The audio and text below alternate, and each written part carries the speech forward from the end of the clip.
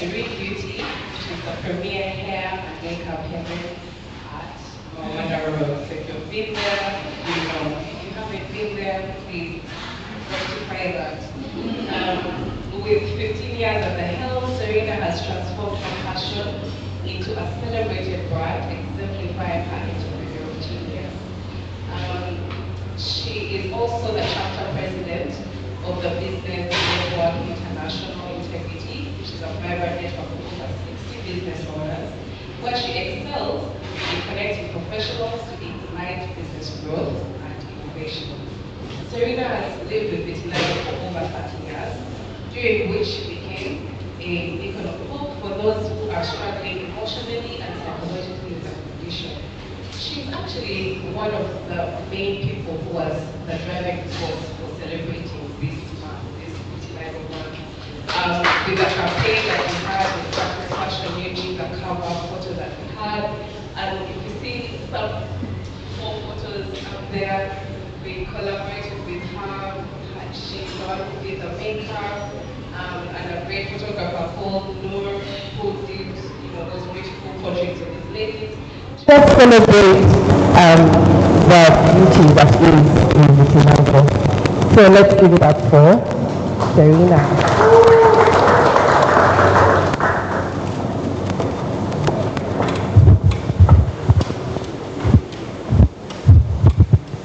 Okay, how is everyone feeling? Excited? Happy? Okay.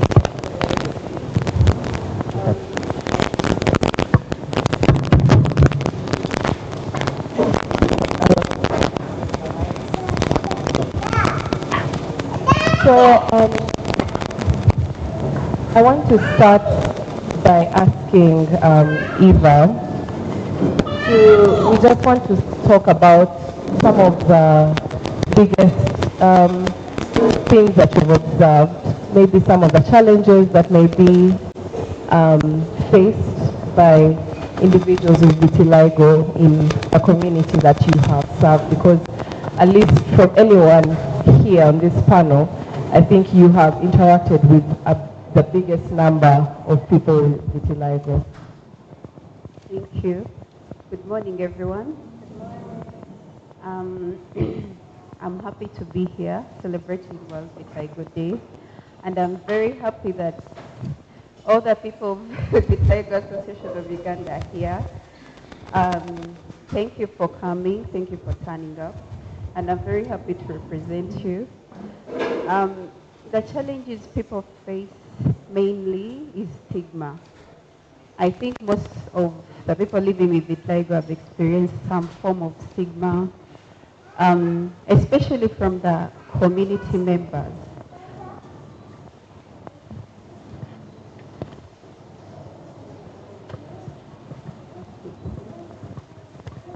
Especially from the communities within where they live, or from schools, their peers, in form of bullying, in form of, people not being kind, saying unkind words, in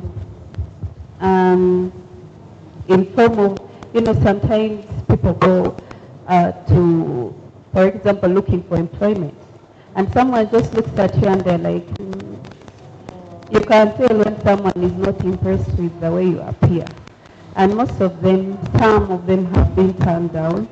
And a friend of ours shared how she got vitiligo where she was already on the job.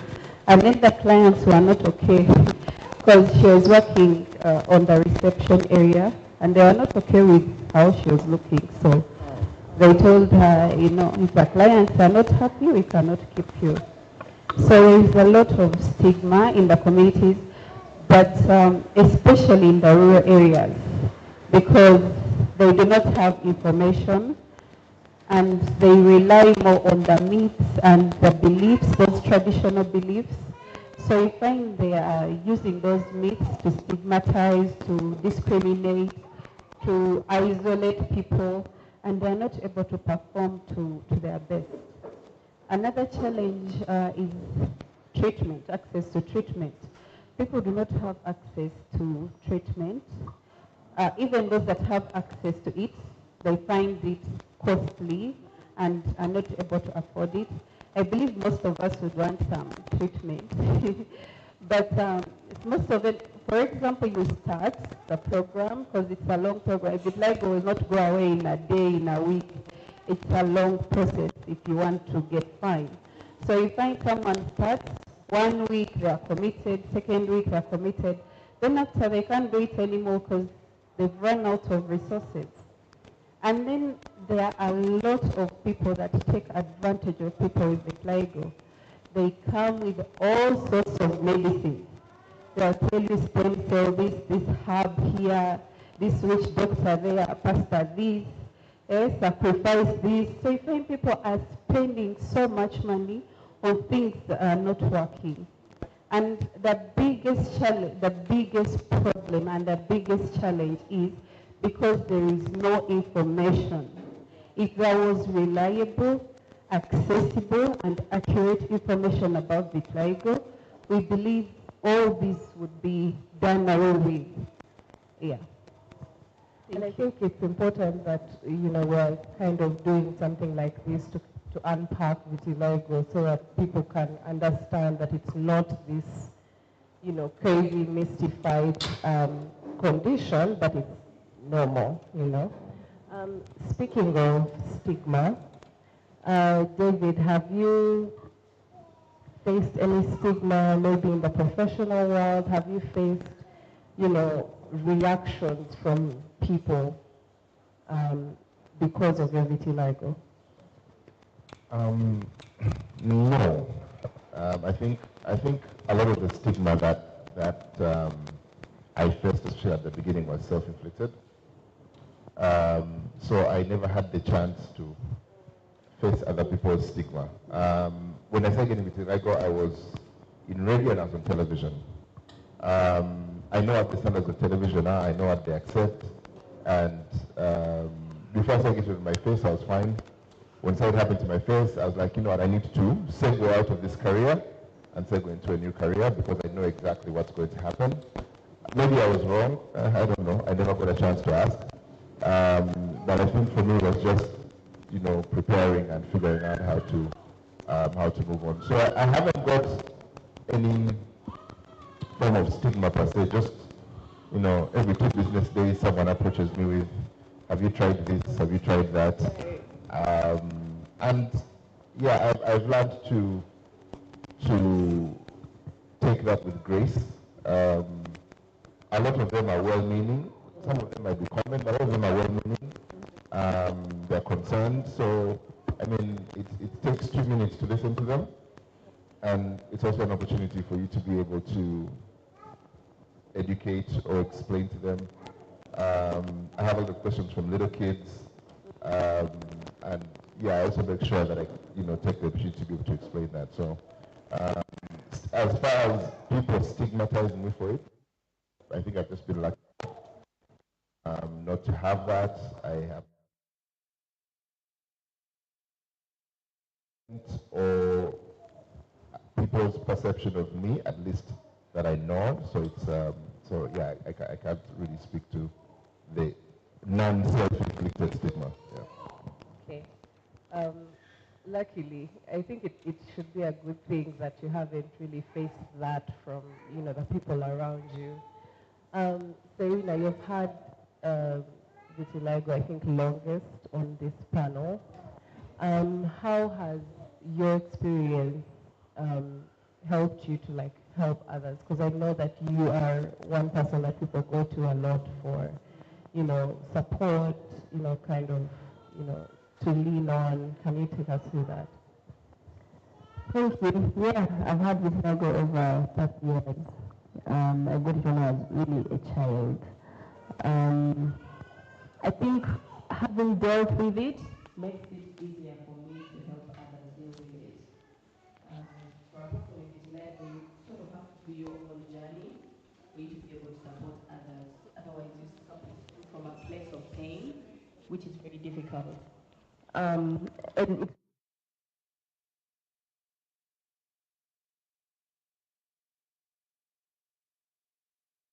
out of it, is a process. So for now, people that know me have reached out. Parents of children with vitiligo have reached out, and I have an open door to them as much as I possibly can, just to counsel them, advise on what works, what has worked for me, and on what treatments are available, where they can get treatment, that kind of thing. But over time, I have been challenged to do more. This year, this is my first time celebrate World Vitiligo Day after all these years of vitiligo, and I really felt a sense of responsibility quite heavy on me, challenged also by Eva, our ED. So like Serena, you're up there, we look at you, you encourage us, so many people in the community look up to you, and I really felt like I could do more. And this is why I approached, Satisfaction AG and Eva and all these people for us to actually work together this year and take the word out. During the conversation we were having, we realized that one of the biggest problems we have is education. Because when people have understanding, education, then it affects how they talk to people with vitiligo, how they treat them, how they accept them, how they support them. And this is really why we are doing this today. I'm glad it's happening. Still speaking about support, I want to know from you guys, what kind of support would you think is most effective for yourself? Like, especially, you know how, David, you mentioned earlier that, people suggest things and they're well-meaning, but sometimes they're off the mark. Is there a way that people who may not be in the community can support us? I think I'd want to hear from each of you on that. David. Okay, I think like the first thing the ED of British Council mentioned is dignity, treating people with dignity and respect. Some of it is cultural.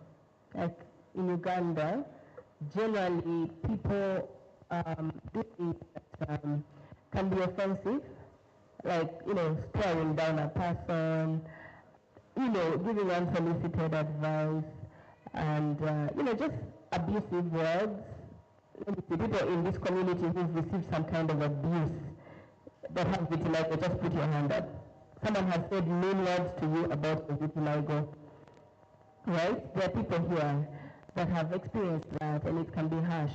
So if we can extend, kindness and respect and support, that's, I think, one of the most, it's like a basic thing you can do.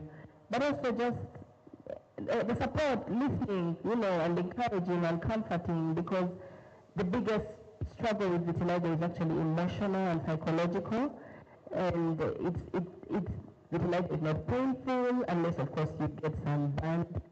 The biggest challenge is the emotional and psychological, and so if you can offer that, that's one of the greatest support.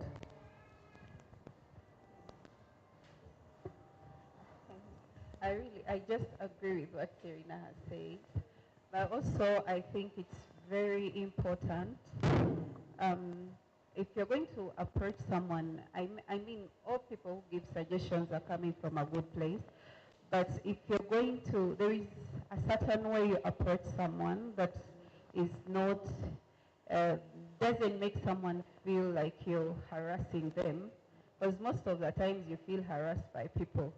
So there is a way you can approach that is respectful and then mindful of someone's feelings. For example, if someone approached me and they're like, oh, I know this is vitiligo, are you using something? First ask me, is there something you're using? If I tell you yes, and maybe if you wanted to know more, you could inquire more and we have a discussion. But if you approach me and you start saying, go together, these things, you don't understand these things. For us, we have someone. The things that they usually tell us, especially people that prescribe traditional medicine, you people are just making these things too English. You just go traditional. These are just twins. For us, we heal them. And then you find, because you know what the condition is, you actually end up feeling bad. And yet this person was actually trying to help, but in not so good way. Yeah. So I never ever want to be defined by vitiligo. I mean, it's a really cool thing, but I think I'm a lot more. And so I think for me that's one thing. It's just, I mean, don't define me by it. But also I think the important thing to notice is sometimes we have a really rosy view of the world, and imagine that people are going to be nice and good and all that stuff, and it doesn't happen. Some of it is just because they're bad people, right? And they have their own insecurities and they feel like taking them out on someone. Some of it is that they are well-meaning, but translating things from our local language to English becomes very difficult, and therefore things might get lost in translation. And so, I mean, expecting the world to treat you a certain way, I think is the wrong way to look at it, right? As Serena said, I think you need to take your journey and get to a point where you are okay and know that, you're beautiful, you're unique, you're different, and that's fine. And then all these things that come, I mean, you will deal with them, as they come. Because, again, you run the risk of, when you start saying, how should people talk to us, and then you run the risk of having people walk on eggshells around you, and which is not comfortable, right? And again, you run the risk of being defined by this thing when you're much more. So I think more than trying to have a conversation of how should people talk to us, how should people do this, I think it's important that we do the work. We work on ourselves, we work on our emotions, we work on the journey, we stop blaming God or twins or whatever it is that we want to blame. And we understand that, these are the cards that we were dealt, and they're beautiful cards, and therefore we're just going to live with them. Yeah. Speaking about dealing with the cards you were dealt, how did you get yourself to that point of like acceptance, and where it was not something that I guess bothered you anymore? Because as you mentioned, you don't want to be defined by the condition. So, but how did you get there? Were there like tools that you used to like help you? Was there any thought process that you had to go through to reach here now? I think the biggest tool is time. And a lot of times, people try to accelerate the process of like dealing with stuff. And what's with anything? You go through the stages of grief, right? Until you go through the denial, you go through blaming people, you go through all that stuff. And it's important that you allow yourself the time and the grace to go through the process. And I think that's for me. That's what just happened. It was time. I can't tell you there's any special book I read or any of those things. And I think sometimes self-help books are very hogwashy. But yeah, but I think just allowing yourself time, allowing yourself to mourn the loss of the person that you are, right? And understand and accept that you are in metamorphosis. You're like a butterfly, just you're coming out on the other end different.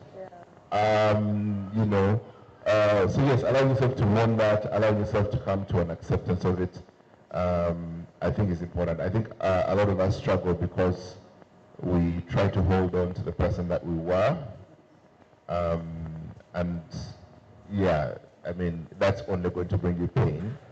Because yes, there are treatments, and doctors will tell you there are treatments, but there are therapies. Sometimes therapies work, sometimes therapies don't. It just determines on how your body responds to the therapy. So you have absolutely no assurance that the therapy is going to work. You can hope that it will work, but I think it's better to accept that it probably won't, and then just learn to love the new version of yourself, right? Look at yourself in the mirror and go like, oh, you know what? That's new. That wasn't there 2 weeks ago, and just roll with it. And yeah, but I think it's important to let yourself. I think for me, the transition from being a television personality, because that was like the biggest transition that I had to make. And I think just allowing myself to sunset that part of my career and to mourn it and know that I love it, but I'm probably not going to be able to do it anymore. Yeah, and being okay with it, and saying and accepting that, you know, I was there for a time, and I'm allowed to move on. So yeah, just allow yourself to do the process. I think it's important. Yeah, that's insightful. I mean, time, you can't, you know, expedite that process. You just have to go through it. Serena, I understand that your experience with vitiligo is directly linked with your wonderful space that is Serene Beauty. Can you take us through how having vitiligo led to you starting Serene Beauty? Okay. Yeah, so I got vitiligo, and as I was much younger, I was really young, and I didn't really care at first until I got into teenage years and changing schools. You people that have vitiligo know that when you change community, you feel the difference, right? Because then the new people around you have to sort of get used to what you look like, you're different, and that can be very difficult.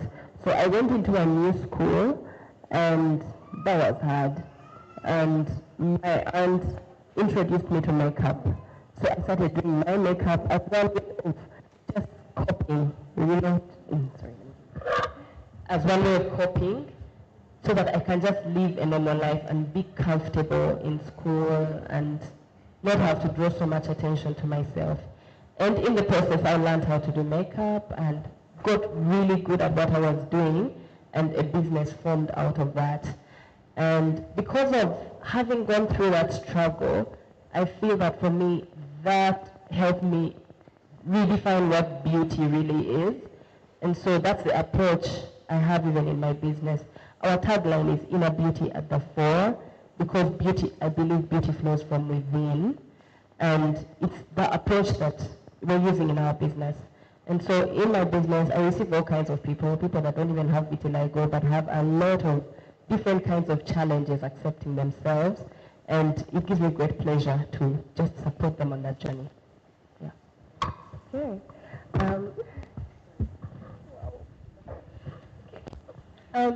We have kind of touched on some of the comments that we constantly hear when it comes to having something or a condition that is so visible to the world that you cannot, you know, privately deal with.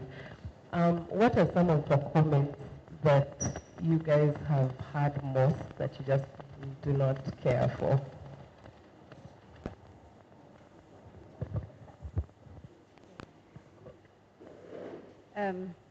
I think everyone has been told you are burnt by twins.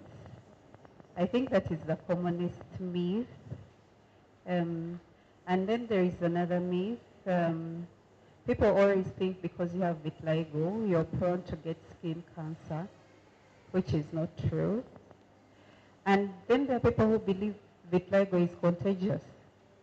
And that is why you find someone will be walking, and then when you pass, they, you know, because they think it's contagious, but it is not, because it's majorly an autoimmune disease and non-communicable.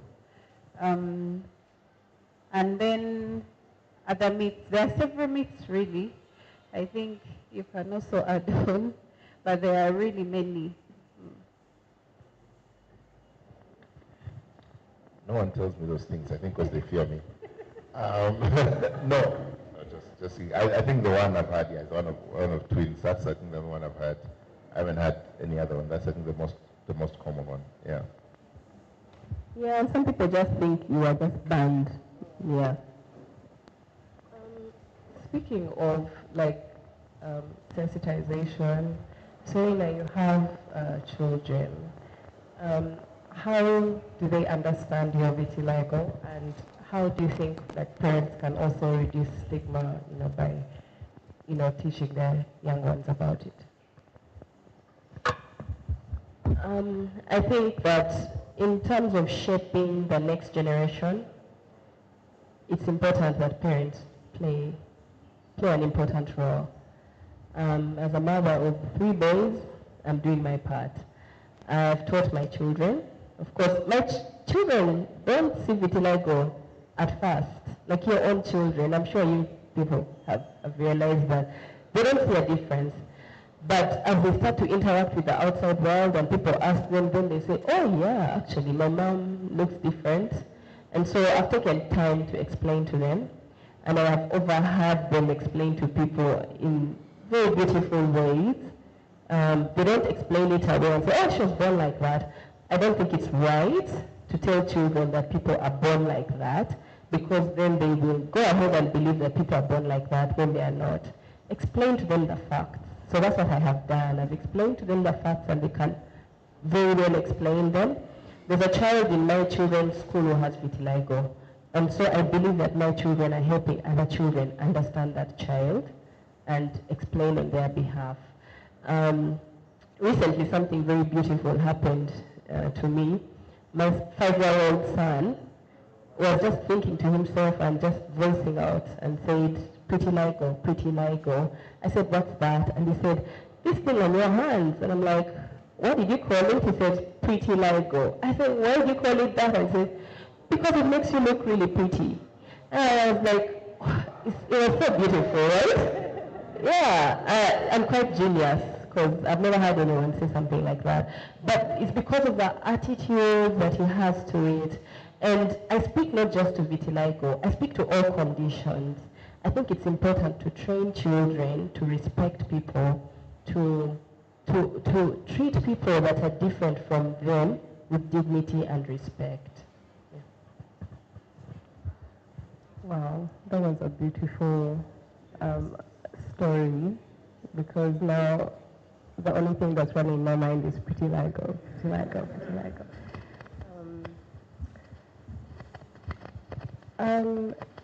David, I want to ask, do you think that men face different kinds of challenges or reactions than women do, even like personally with themselves? Because I think a lot of the time, and this is just me assuming, that many people may assume that women are more worried about how they look, da da da. Do you think that men face the same challenges, or they are not different? Men, do you guys care about your appearance? What you look like? Yeah? Then I think it's a misconception that men don't care about how they look. And they go through a similar process.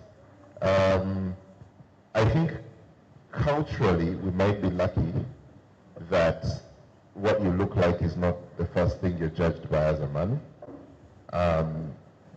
And therefore, just concentrate on making money, because people ignore things when you're rich. Yeah, but I think on the internal journey, because like money doesn't solve the internal journey, it doesn't. And so how you look is part of your, and how the world perceives you is part of your internal process. And therefore that has to be dealt with in probably the same way, or even more difficult, because women have community around them, and a community that understands that what you look like is important. Yeah, it's not a conversation I can have with my boys. So it's a different, it's something that you probably have to deal with by yourself. So it might be a bit more difficult in that way, but yeah, we just try to make money. And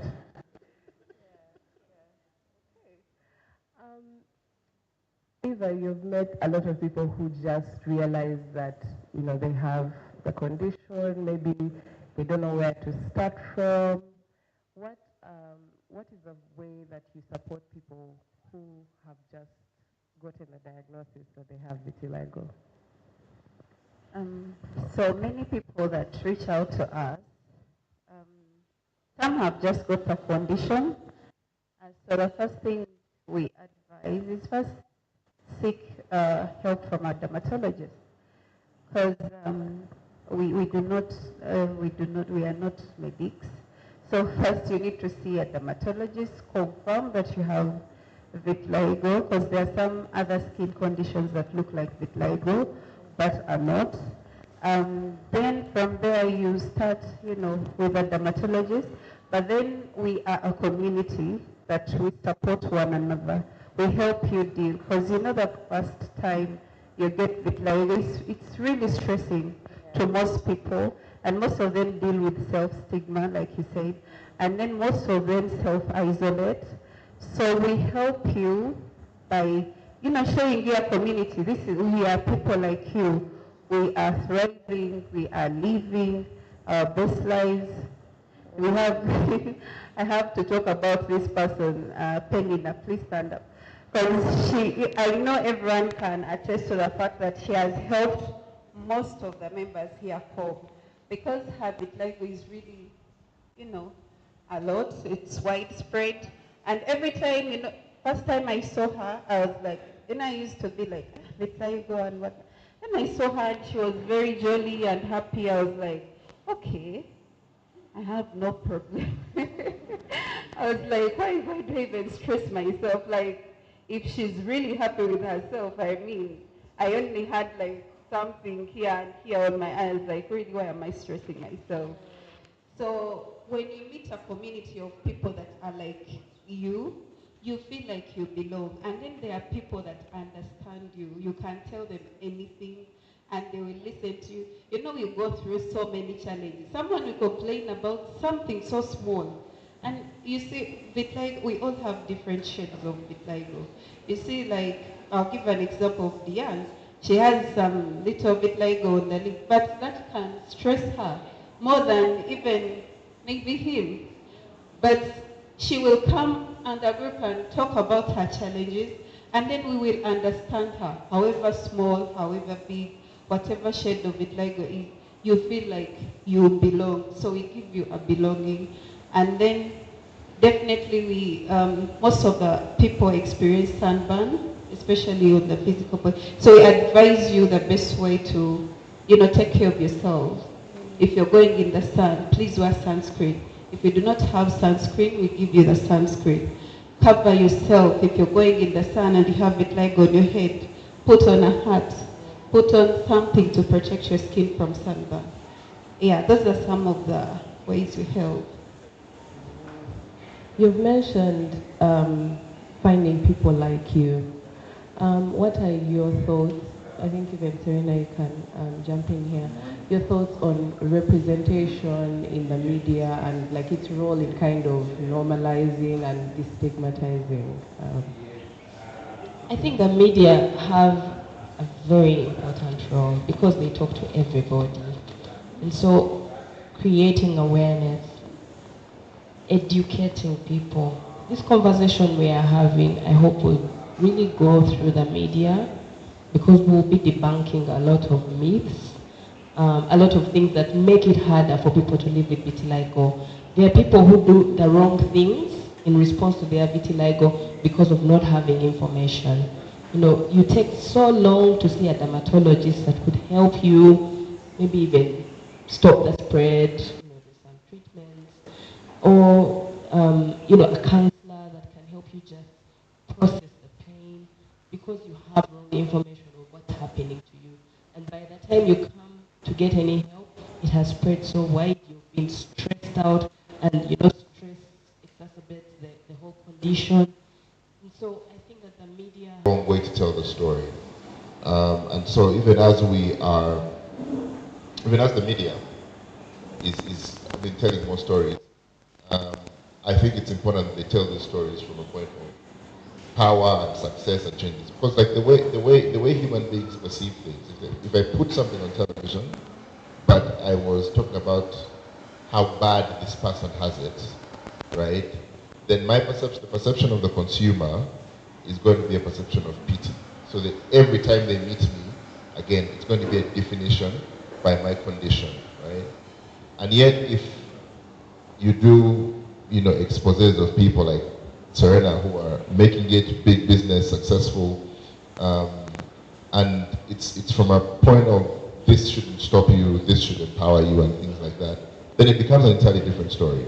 And yeah, so those PT people need to wear sunscreen all the time. If they go out in the sun, they will burn. Like, let's stop those. Let's stop. Let's look at these people as people and talk about them beyond the condition. And then you will have people who are having vitiligo and going through it. Because I think that's the most important thing to do is stop to define yourself by the condition. But you can say, the media can visualize a lot of things that you throw a pity party for yourself, right? Yeah, which doesn't help. And so, yeah, even as the reporting happens, I think it's important that we report from a point of strength and not from pity. Yeah, you brought up a very important point because sometimes the reaction of people who are seeing these stories can incentivize people to tell such pity stories and be like, okay, let's pull on their heartstrings with this one and whatnot. But at the end of the day, it's not like vitiligo is a condition that's going to kill you or something like that. It's just changing the way you look. It just changes the way you look, and the way you look has nothing to do with what your value is inside. So I think it's a very important thing for people to decide how to, present vitiligo. As we come to a close, I want to see what your positive outcomes have been, if there have been any positive outcomes that are directly linked to your experience having vitiligo, whether it's, They're making it, possible. Can you please stand up? Mr. Kamai board, people on the board of Vitiligo Association of Uganda. They are the ones that really started the organization. And thank you for giving me a job on that note. Yeah. So for me, that is one of the positive things. I get to work with something I'm passionate about. And as an organization, I can't say, as much as we want to focus only on the positive side, and we try in our best to shed vitiligo in a positive light, and we are always talking about, inclusion, acceptance, and all those things. But we have to also accept that there are challenges, genuine challenges that people face. And we cannot not talk about them. Because it's like vitiligo is a journey, and every person with vitiligo. And it's not like they do not love to live comfortably. It's not like they do not want. They can do everything they're able to do. But then the community they live in was disabling them, which is the same thing, especially in the rural areas. And I've got an opportunity of working in rural areas with people who face serious challenges with it, like I shared on our YouTube video. There are people who face real serious challenges, but they're imposed on them by the community, not by the people themselves. So you find those situations disable them from being productive. So we have to look, yes, at the beautiful side of vitiligo, but we also have to educate the population.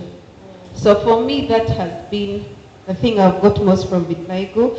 I get to keep teaching about vitiligo, and then I get to, so that we are not all giving our views. So just hold that one right there, and any other medical related questions. Yeah. Anyone else who has a question?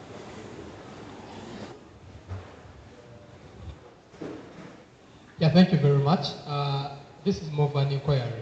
Okay, let's say you've just gotten a pass. Guys, you go through the process of grow out of it.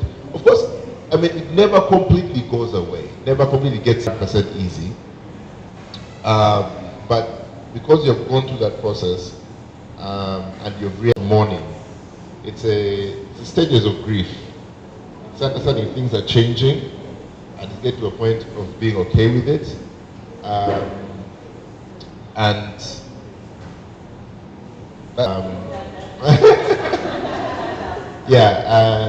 I keep saying she's the only one who has the right to say that I'm not the person she married, because when you go, I look different.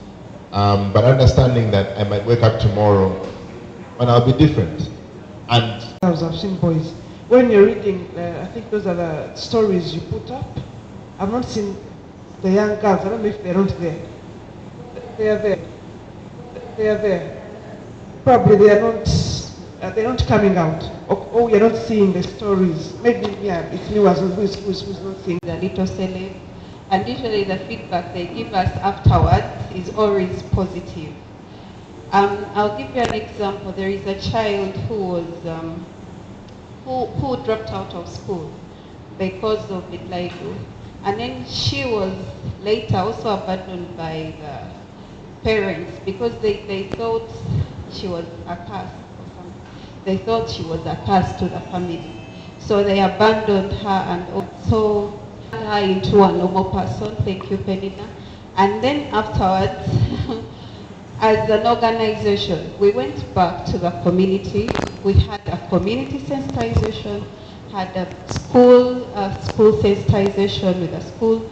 We introduced her to school, and now the organization pays for her school and all her school needs, everything. So we do school sensitization, parents and the administration. And we have some of those initiatives, but unfortunately, most of those initiatives do require a lot of resources. So we do sensitizations with individuals, like basically building their confidence and all that. And all our members here, the youth, I'm very sure all of them are very, they can testify that they are now more confident in approaching the communities. I'll give you an example of one particular individual.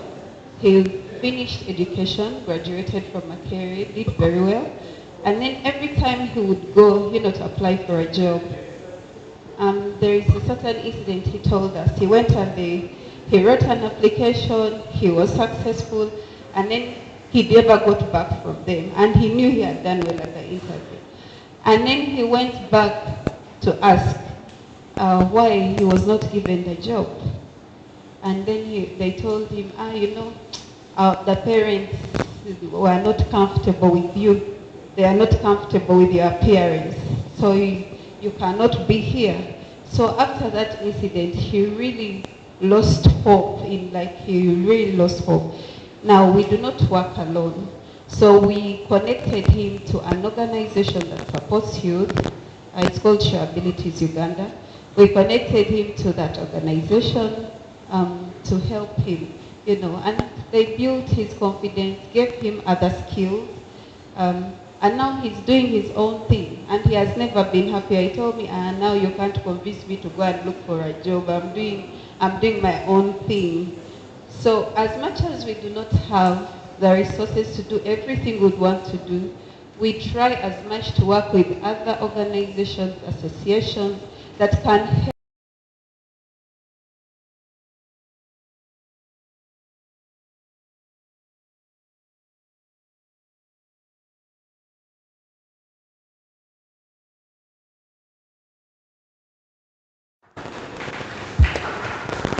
Amazing. We have one more question. Thank you so much. I think it's not a question. I don't know whether I could give it some time, but if not, maybe I can use this opportunity. Yeah, I greet you all in the name of Jesus Christ. I love you so much. And just clap for yourself. You all look so beautiful and so handsome. Eh? So I'm so humbled to be here at British Council, and we are really so grateful to all who have done this, especially our ED who has steered all this for us to be here, because we are wondering how are we going to celebrate our Vitiligo Day. We didn't have the resources, but through collaboration and partnership has made us to be here. We are really so humbled. We salute you, British Council, and we believe this is not the end. And this is the beginning of the beginning. I've really enjoyed all the discussions and conversations. They are very, very relevant to us. And promoting coping, reducing stigma among us. I believe that each one of us, some of us still have the stigma, even to talk and be discussed. We have passed through all of that. For me, as myself, I really wanted to commit suicide. And as I was thinking of committing suicide, that's when I was weighing two things. Committing suicide and becoming a monopoly. Which one should I do? Because I had too much stigma. I got here Vitiligo when I was at Matele, my final year, and it wasn't easy. But I thank God that I got healed. My friend here from Montero was talking about people who started the institution. That's when the idea came in. How can we? There are many people having stigma. I used to move in Kampala and I could not see anybody looking for anybody with vitiligo. And that's when I spotted Mr. Kahuta. Very, very rich man. Eh? I was saying for him, I never got stigmatized because he had the money. So, me with Mr. Kahuta, we started brainstorming on what can we do. There are many people who are out there who cannot come out. So we started the association. Though I first started it as a single person under a Vitiligo support group, but I realized we are not going to work because I'm working in Kampala and so far. So I started gathering other members. As an association, we have got through from setbacks, but by God's grace now we are here. We are really grateful to our major funders, Jaref, who have made us to reach where we are. We didn't have maybe have reached here. So I just appeal to all of you that I have a motto when I go to Vitiligo: use your challenge to get an opportunity. Through Vitiligo, I've got many opportunities. Right now, I'm teaching at a university. When I was going to teach at a university, I teach at Kabul University, and I'm doing my PhD. I was like, how will I stand before the students? And how will it be? How will it be like to have that such visional and figurative whatever? But thank God that I'm a mother that celebrates at a university. So if you want to look for me, you cannot fail. You want to get me? But because of the confidence and the acceptance, positive coping. So I'm just appealing to each one of you. If you still have that stigma, just as he said, David, that just kill it from today and bury it and leave it here. Stop having that stigmatization. Just know I'm beautiful. I was telling some other people that if it's like a yoga, you look at each everyone here. Huh? Have you seen any ugly person with vitiligo? They're all beautiful, they're all handsome. Then, oh my God, yesterday I was wondering, I found a very beautiful girl, very fresh vitiligo. So we let's just believe that this is just something on top. Scientists, though the doctors are going to come, it's just an autoimmune disorder, something. It's like the cells are supposed to help us fight our pigmentation. Instead, they attack them. Like when you bring someone in to host them in your house, on your home, and then they become enemies. So that's how vitiligo does. So it's just on top. It has nothing to do with our livelihood activities, positive thinking. We are normal like any other person. And I like the way Selina said that the child said pre-told from pretty. So we are very beautiful, unique beauty. You just believe that I'm beautiful, I can, and look for how you can add value. You two are here. If you are at school, whatever you have, see how you are going to add what? Value. If you have a talent, start developing it. We are so grateful to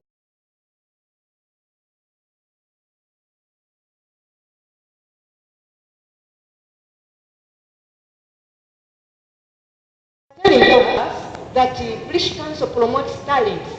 So this is the time for you to see which talent do I have? How can I develop it? Which people should I connect to? And we as an association, we really do that. At the moment, we may not have the capacity to do each and everything, but we are trying our best to see how we can get donors, partnership, collaborate here and there, and then do what? And be able to help our youth, the elderly, the children. This child here, Mama Farid, has just whispered to me, she doesn't want to go back to school. So you people who are here, if we need to have a job now. Right now, we have a work to do. Because our children are bullying him. So we really have a lot. We need to move to schools, to talk to employers, and to the government of Uganda. I'm happy that the president of Uganda has interest in this, only that we have not got the access to him. I remember when he phoned me in some place in Paris, and was very interested in how he can help us to do what? Turn the skin back. But because now we don't have the access, I know if he gets our voices, he will do something. The Minister of Health, we need many collaborators in products to help us and to the public to know that vitiligo is not contagious. The people with vitiligo are productive. They are creative. Now you see her. Shall use her challenges to become a rich woman. Eh? All these ladies here, they are using their whatever challenges to have opportunities. And out of it, you people, when I watched you, and even come up with a feeling. Bino to come in Nigeria, why not in Uganda and Vitiligo? Eh? We can have good innovation. We need to be very, very creative. The world will not have any other opportunity apart from loving us. Yeah. Thank you so much. Thank you, sir.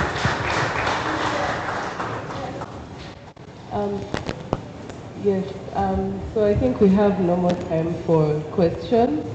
I just want to thank our wonderful panel again for supporting us with your experiences and your insights and just being a face that people can look at and recognize and say, you know what, I have vitiligo, but if this person has managed to succeed and go on and have a wonderful, thriving life, then why can't I? So I just want us to give a round of applause to the wonderful people here, David, Eva, and Karina. Yeah, so let's just go for a short break and we'll come back later. Just 5 minutes, just 5 minutes.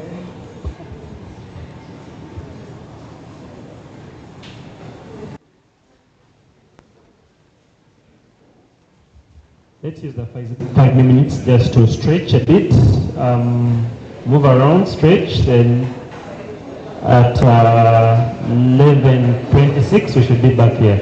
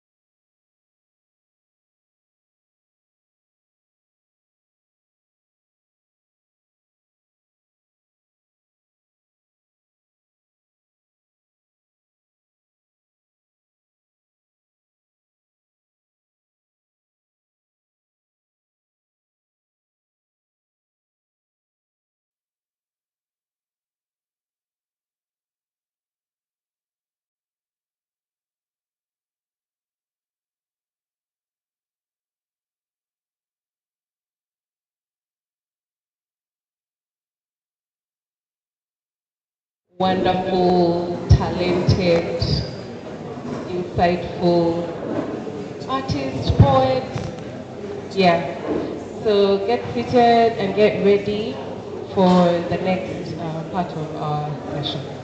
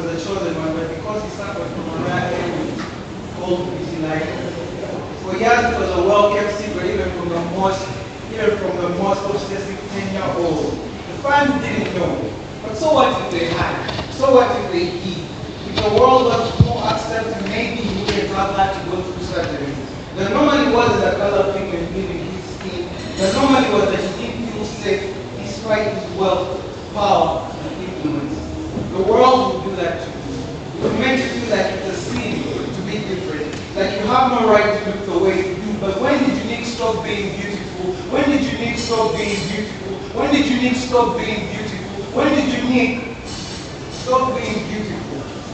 Hypocrisy is saying it's bad manners to judge people by the color of their skin, then judging her, judging him, judging me. Look at me. Did you know that this condition is caused by stress and anxiety? Who in Uganda is immune to stress? Mundage, what does he bring? Black, yellow, red, no matter the color of our stripe, we're all the same. One thing you should know is that any of us can have it. If you don't have it now, it doesn't mean you can never get it. It doesn't mean that those closest to you can never get it. So treat those with being with love and grace. You don't know whom you choose next. This is not even a campaign for special attention. We are tired of the attention.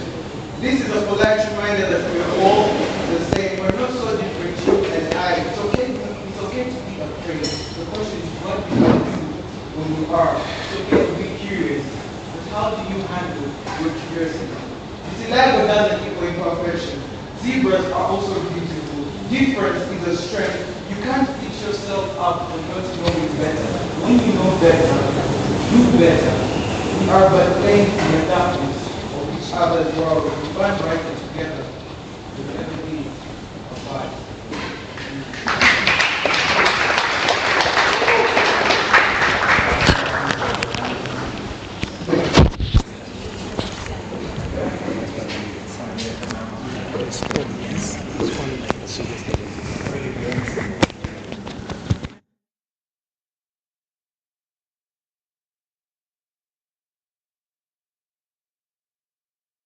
So hello everyone. Yeah, my name is Joshua Yoki. I'm a spoken word artist and a poet. There's a difference. I'm glad to be here. I'm glad to share this day with you. I love talking about the things that people rarely want to talk about, having those hard conversations, you know. This next piece is it's a mental health piece. It's called 50 Shades of Me. Some people call it Unsatisfied. Nobody knows, nobody knows, nobody knows my name, nobody knows, nobody knows my pain, nobody knows, nobody knows, no. Nobody knows, nobody knows, nobody knows my name, nobody knows, nobody knows my pain, nobody knows, nobody knows. I have no words, and for that, no one to blame but myself. I can't really think straight right now because with every try my thoughts sail aimlessly into the deep. I'm not sure of anything anymore. I'm a different person on each side of the door. I can't recognize myself sometimes. I've tried to bury my inabilities within empty rhymes, but even fantasy, sadly, fades with time. I'm unsatisfied with my life. Unsatisfied with how my dad treats his wife. Unsatisfied with how someone always has to take the blame. Unsatisfied with our desperate need for life to alter from being the same. Unsatisfied the potential is all I'm known by. A name for myself I've got to create before I die. Unsatisfied that I feel closer to death every single morning. Yet my daily life achievement still amounts to nothing. I'm unsatisfied with the persons I've invested in my faith. Unsatisfied with the promises I've awaited all in vain. Unsatisfied with the failures I've suffered again and again. Unsatisfied with how everyone sees, but no one really understands my pain. I'm unsatisfied with relationships and their lack of commitment. Unsatisfied with my choices and desperate need for acceptance. Unsatisfied with looks and appearances, impressions and soundness. Unsatisfied because of my lust for so many things, with fame being the least of them. I'm unsatisfied with leadership. Yes, leadership and the example I am setting. Unsatisfied with my choices and the little I am reaping. Unsatisfied with the gain I make from the much I'm investing. Unsatisfied, unsatisfied, unsatisfied with my gifts, most of which I don't yet know how to fully exploit. Unsatisfied with my mistakes, memories I can't hide or fight. Unsatisfied with my need for attention, for someone to listen to my dreams and lessons. Unsatisfied with my greed for praise, for my name to be sung in glorious ways. Unsatisfied with my need for closeness, for someone to be attached to, for someone to know my grave from blue, because what I'm really trying to say is I'm unsatisfied with my need for love, to be the better half of a soul I could never deserve, to quench that desire that we're each bound to have the greatest human experience. We can never have enough of. I'm unsatisfied with the fact that no matter how many times it breaks me, I still crave for it. I still crave to be vulnerable, to be gullible and naive. I still crave temporary completeness. Then endless grief, I crave to find myself inside someone that isn't me. Satisfy my soul with something more than fear, blame, or reckless belief. I'm unsatisfied with how I'm in this poem, with no suspense, no paradox, and no rhythm. Unsatisfied that I lack the perfect words, the perfect emotion, and the perfect muse to tell the story of my imperfect life. And for that, I have no one to blame. Are you satisfied? Thank you.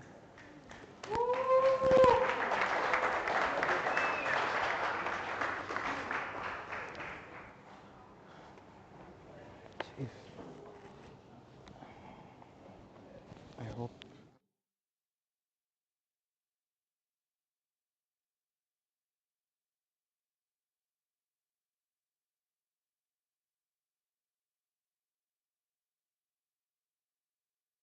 It was a wonderful, wonderful performance.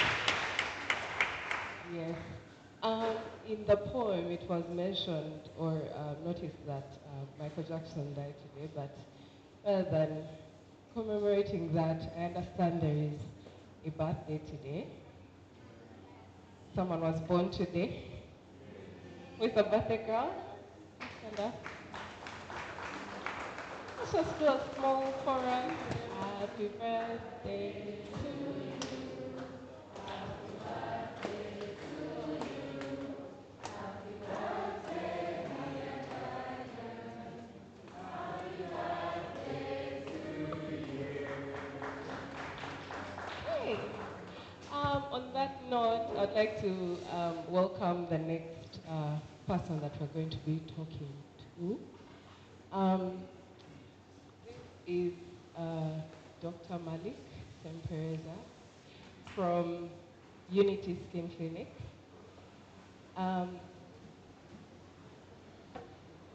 He's a renowned Ugandan dermatologist known for his work in skincare and dermatological treatments. He's the founder of Unity Skin Clinic Kampala, where he specializes in treating various skin conditions including vitiligo, acne, eczema, and other dermatological issues. Dr. Sempereza is also known for his efforts in raising awareness about skin health and promoting dermatological education in Uganda.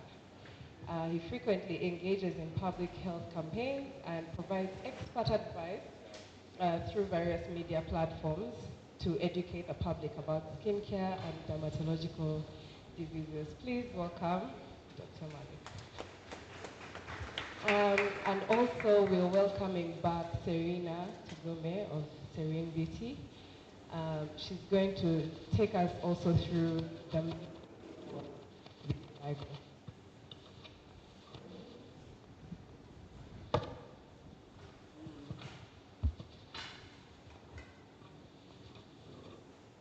So what we're going to do today is have a short Q&A session. There are a lot of things that are mystified around the space of vitiligo, and we believe that it's important that we have someone who is a dermatologist, who studied these things, knows it from the cellular level, and he can give us the factual information. so that at least you have an answer for any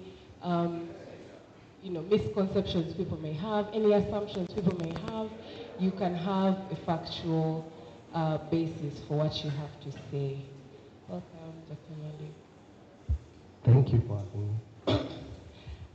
And while we are having this session, we're going to have a makeup demonstration by someone from the Serene Beauty team. So I think, Serena, you can tell us what's going to happen so that we are sure.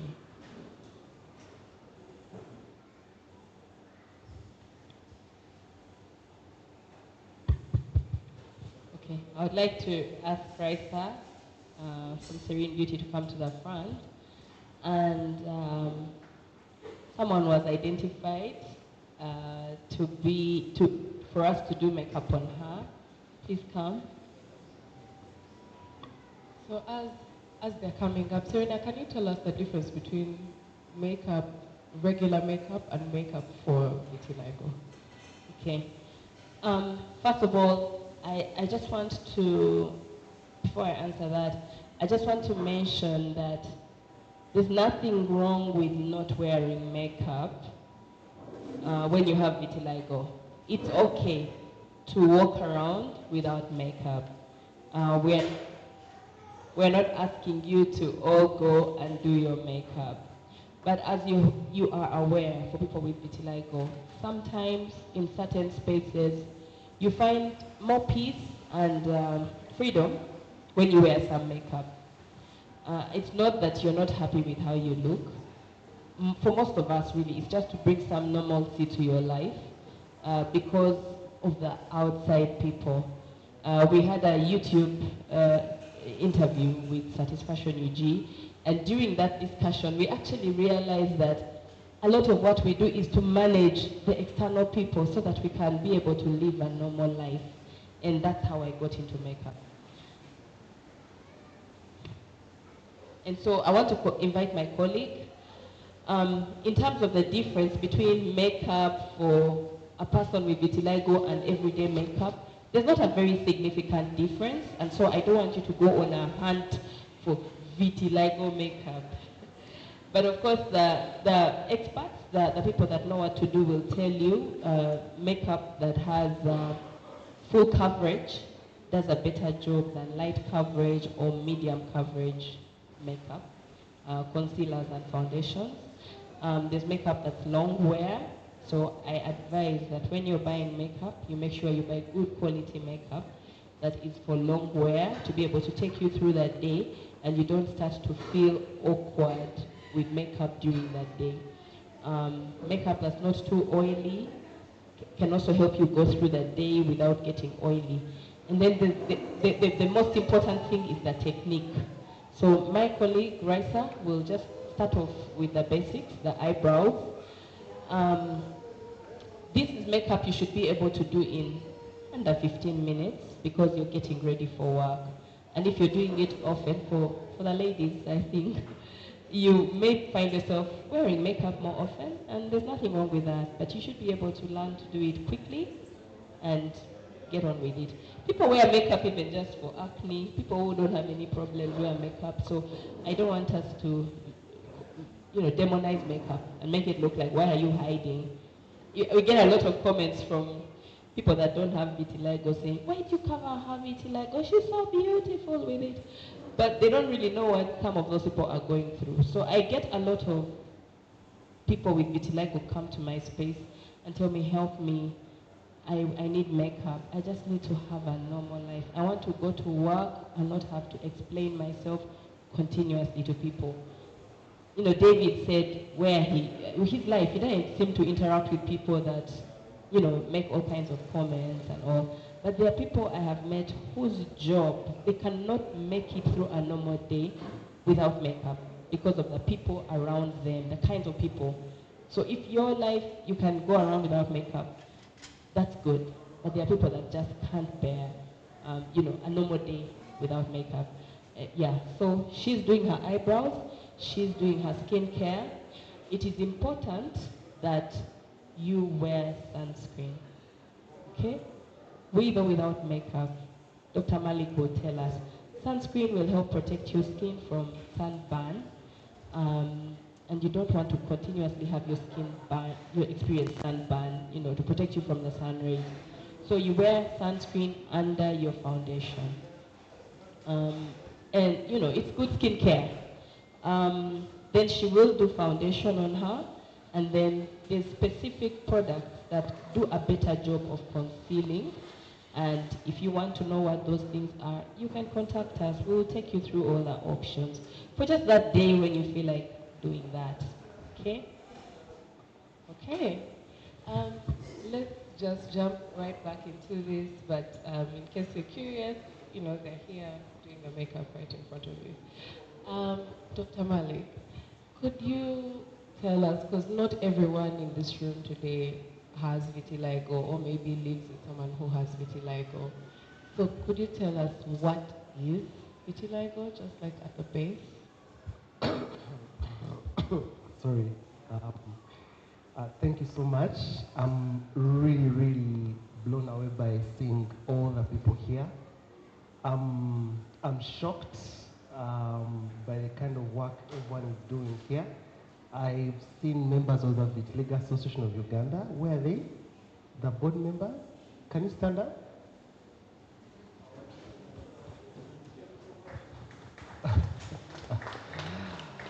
Yes, so I just want to tell you a story. I actually started Vitiligo Association of Uganda in 2015. I founded the idea with a couple of my patients, but I got so busy along the way, but my dream was to see something like this where people are empowered. That whenever I see patients, I used to refer them to Serena without really knowing that VAU had actually grown and really grown. So I'm really, really amazed today. It's been a life-changing experience for me today to see that something people had talked about a long time ago has really been so active and people kept it alive. I'm really honored and humbled by your team of VAU. So please, if you need any support, that's why actually I was with Hassan and I was showing him that guys don't know the Facebook group that we set up in 2016. They don't know the website that I set up, the email addresses. If you need more details that you really want to know, I can help you and give you more. So that to empower you to know that VAU can actually go and grow by leaps and bounds. So I'm really, really honored and thank you so much. You really deserve a lot of respect. Thank you so much. Yes, so vitiligo is, we call it an acquired disease. Vitiligo is a complex disease. Our body has what we call immunity. Our body has a defense system, which is really, really extremely complex. So I don't want to take you through all the nitty-gritty details, but we have soldiers that keep going all around our body. So, for example, if someone is getting an infection, like if you have flu or cough like I have, your body is going to detect that there's a virus, which is not part of it. So the soldiers that detect, so they have the spies. So the spies are the ones that would say that, no, this is not part of us. This virus is not part of our body. Let's report it. So they go and report to their seniors and further seniors, and then to the colonels. Then the colonels say, okay, let's send out guns, let's kill them. Let's kill the foreigners. And that's when you get fever. That's when you get runny nose, because now the soldiers out there fighting, trying to kill the what? The foreigner. So sometimes by mistake, these spies spy on the wrong people. So they spy and they give wrong information to the immunity system that the cells that make color in your body are not part of the body. So no one really knows why that happens. Let me repeat. No one really knows why that happens. Only God knows. No one knows. So why I'm saying that and emphasizing was that the first person comes in and asking is what's happening to me? Why is always the biggest question everyone asks. And also tell the truth is no one really knows. It's a disease that is unpredictable. It can come on anyone, whether it's a 1-month-old baby or it's an 8-year-old person, and it's totally unpredictable. So no one really knows why. The cause is never known.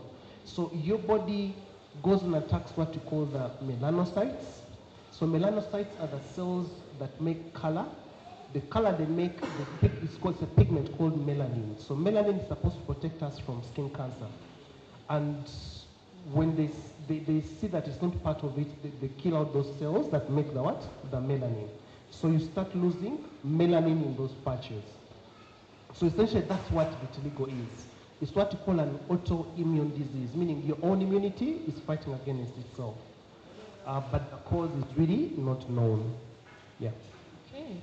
And what are some of the early signs that someone has vitiligo? Like maybe, is there any trigger that can cause it or something that they can use to detect it as early as possible? Vitiligo is not predictable. You can just wake up and you have a white patch. You can see it growing slowly over time. What is known is some people it's triggered by stress. Some people may go through a very stressful event and then the vitiligo comes. Of all the diseases, the skin diseases that we know, vitiligo is the one disease that is strongly associated with the mind. So stress is one of the key. It will either trigger off or it will predispose, meaning it will make you more liable to getting it, or it will make it worse if you get the vitiligo. So that's one of the things that has been associated with it. So in terms of a patient or someone knowing that I have vitiligo, what you see is loss of color. The key thing is the patches where you lose color are usually harmless, totally harmless. That's the other thing I need to mention. There are some keywords that I'll keep repeating. The first was no one knows why. The second one is it's harmless, totally harmless. So you see patches that they don't itch, they're not swollen, it's not a wound, it's not bleeding, it's just a patch that's discolored. That's how it starts. So most people, the more they get stressed about it, the worse it gets. And they notice that they lose color. The patterns are really unpredictable. There's some people who get it just around the openings of the body, those who get it on other body parts. Someone can get it just on the finger, someone can get it on the scalp, someone can get it in the neck. But the key thing is when it comes, you see that you've lost color in that patch of the skin. So that's usually how you get to know that it's there. And of course, we recommend that it's good for you to go and see a doctor to tell you whether it is vitiligo or not, because we have a number of diseases that may resemble vitiligo. So I tend to see many patients who come in saying, do I have vitiligo? Does my child have vitiligo? And actually, when you examine, you find that it's not vitiligo. So it's always good if you see a patch, you can always go and have it checked out by the doctor to confirm for you. Okay. We want to do a small segment called Fact or Fiction. I have a few statements written down, and Doctor, you're going to help us demystify whether it's a fact or it's just fiction that people have made up. Let's start with this. Vitiligo is curable or can be treated? Vitiligo can be treated, but it can't be cured. So those two things are different. You can treat a disease, but you can't cure it. Because it's unpredictable, no one really knows. There's some patients, people who just recover spontaneously without any treatment. The patches just go by themselves. There are those where it gets worse. And those where they just get one small patch and it stays there for the rest of their life. So we can treat vitiligo. There are quite a number of treatment options that are out there, but the truth is we can't cure it. And I think that's why having something like this with all of guys coming in here and raising awareness about it, it helps to be in sync with the fact that people need to know that they are not going to cure the disease, We're going to help them improve appearance. So I always tell people in terms of what we call repigmentation, that the maximum any can repigment is usually 50-60%. If it's really, really good, it will be 70%, but 100% repigmentation is usually not possible. When we are treating vitiligo, those cells that we talked about that are being killed, some of them run and hide where there are hair follicles. So where you have hairs, that's where they go and hide. So when we treat patients, the parts that have hair, they start regrowing, going back. So pigmenting, you see that your color comes back around the hair follicles. At first they're all dotted, then the color joins as you repigment. So that parts of the body that don't have hair cells, that is the lips, the genitals and the palms, usually are very hard to recover because they don't have the hair cells where the original melanocytes would have hidden.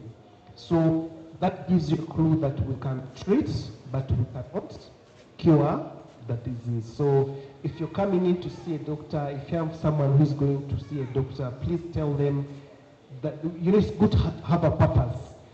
You should know it's good to set the record straight when you come to see a doctor. You've not come for a cure, you've come for treatment. And most importantly, there are some diseases which are related with vitiligo.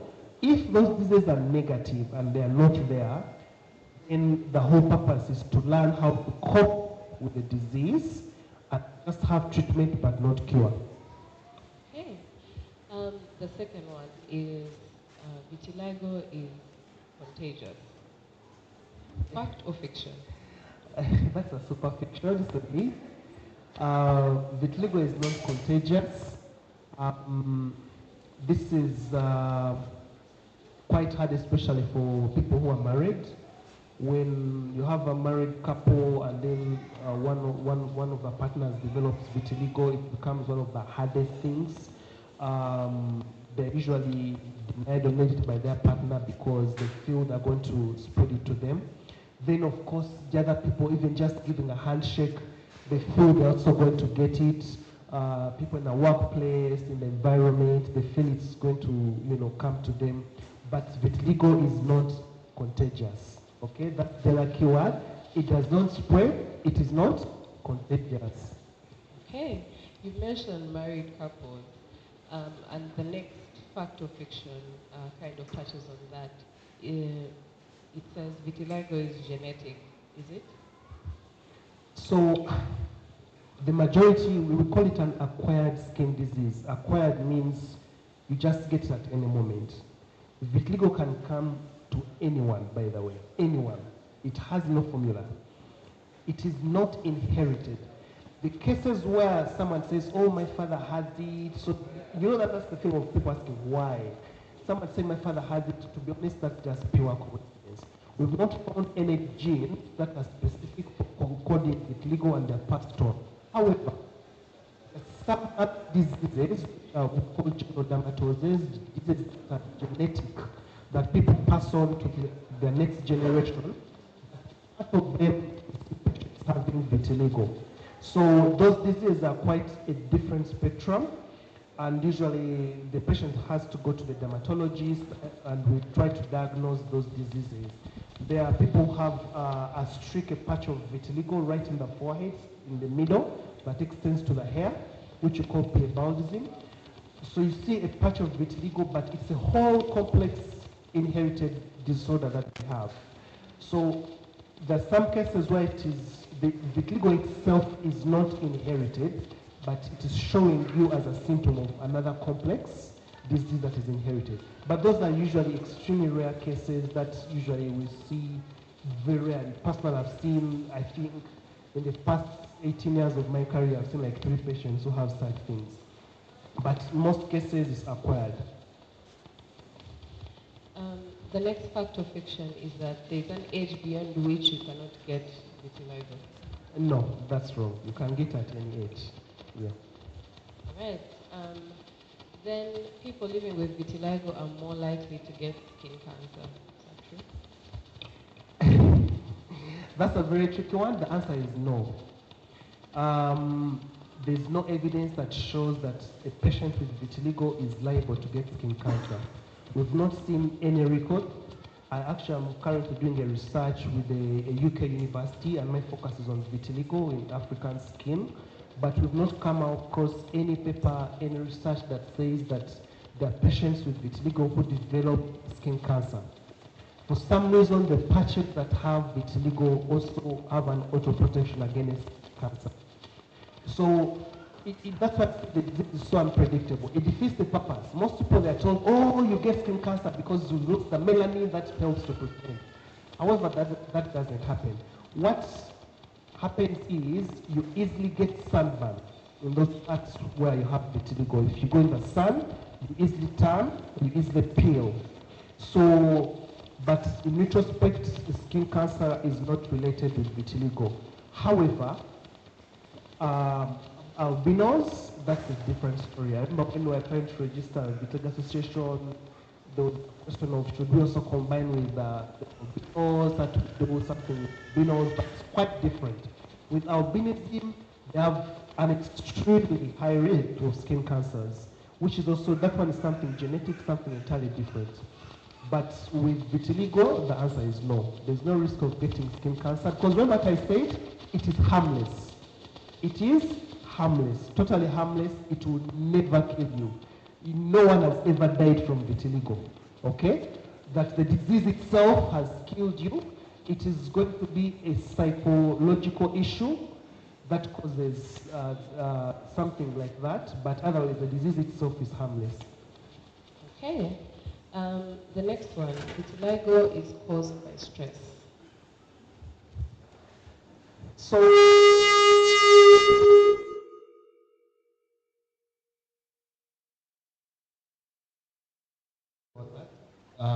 yes, so vitiligo, there are cases where it is triggered by stress. There are cases where it's made worse by stress. Those two are a bit different, but the highest percentage of people, it is usually made worse by stress. Because children did develop vitiligo, they are not stressed. You know, so someone comes with their 2-year, 3-year-old baby and they have vitiligo, they are not stressed. So, but what happens is the more stress a patient gets, the worse vitiligo will get. That's the most important aspect people need to understand, that is so strongly related to the mind. The more you think about it, the more you stress about it, the worse it will get. Sometimes patients will say, oh goodness, when I started seeing a doctor, my vitiligo became worse. The reason is because they start anticipating results. They start being more anxious about the results, so the vitiligo actually ends up being worse. You're treating one part, then they develop it in another part. So the more they look at themselves, they see the patch getting bigger, they just worry more, and it just becomes worse. So it's an never-ending cycle unless you learn to handle the stress. So most patients I see, I tell them, look, you have an option of not getting any treatment. No treatment is an option. Let me repeat. No treatment is a what? Is an option. You don't have to seek treatment for vitiligo, because the stress is what makes it worse. So first go back and work on the stress. I think we talked about the stages, the stage of anger, the stage of denial, the stage of depression, the stage of bargaining, and the stage of acceptance. Those are the stages we go through when we are grieving. So what actually I focus on when patients come in, I focus more on their psychological well-being, and I focus on the family as a unit, the people who are taking care of them, so that helps them handle that stress. So the priority is you to know that the more you're stressed about the disease, the worse it will get. So please learn to embrace it, go through the 5 stages. If you need to have a counselor or a psychotherapist or an amazing support group like this, please always go there, and that will help you go through and reach the level of acceptance. And you'll actually get much better. The vitiligo will stop being really highly accelerating. Okay, one more. Vitiligo predisposes you to other autoimmune conditions. True or false? it's false. So what happens is most people with vitiligo, when they come in, the antibodies that attack the skin, the melanocytes, have been shown to also attack the thyroid gland. So the thyroid gland is a gland in the neck. It's the gland that controls our energy levels in the body. When it's overworking, it has a problem. Someone feels hyper. When it's not working well, you have low energies generally.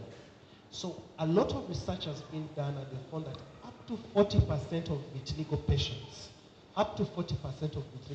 which is a very high percentage, they also have a problem with those same antibodies attacking the thyroid gland. So when we see a patient, the first thing we recommend is do that test. What has been shown is you may not have a thyroid disease at the beginning, but it may come 10 or even 20 years later in some people. So my recommendation is the only disease where we really see a linkage in terms of autoimmune is if those antibodies also attack your thyroid gland. So the tests that you need to do are always two. You test for the antibodies that are attacking the thyroid, and then the thyroid itself to see how it is functioning. At least every 2 or 3 years, please do always have a check on your thyroid gland function. If you notice that you're feeling too hot most times, or you feel you can't tolerate heat, or the opposite, you feel too cold all the time, you can see your doctor, but just make it a routine to always have your thyroid gland checked.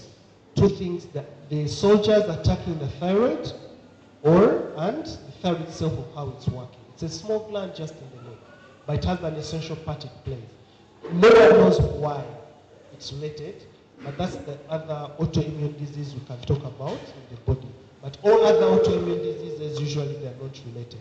Like I said, there are other more complex skin diseases where vitiligo just shows up as a symptom.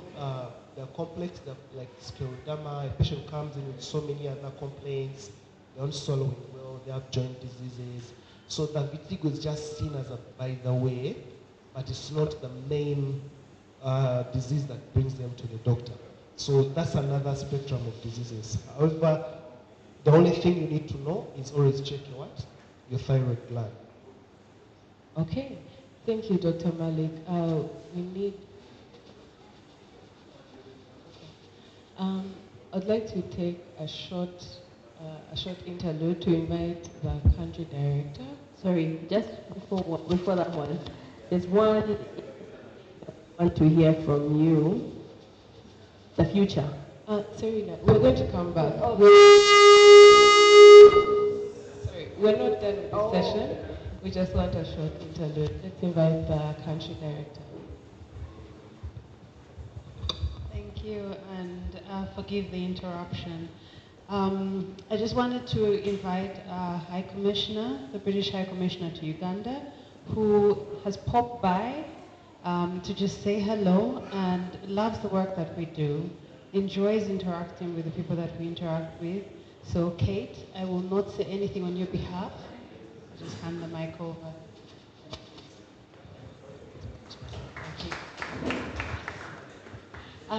Thank you very much, everybody. It's really, I wanted to come by when the British Council told me they were doing this event and this day and this suite of conversations.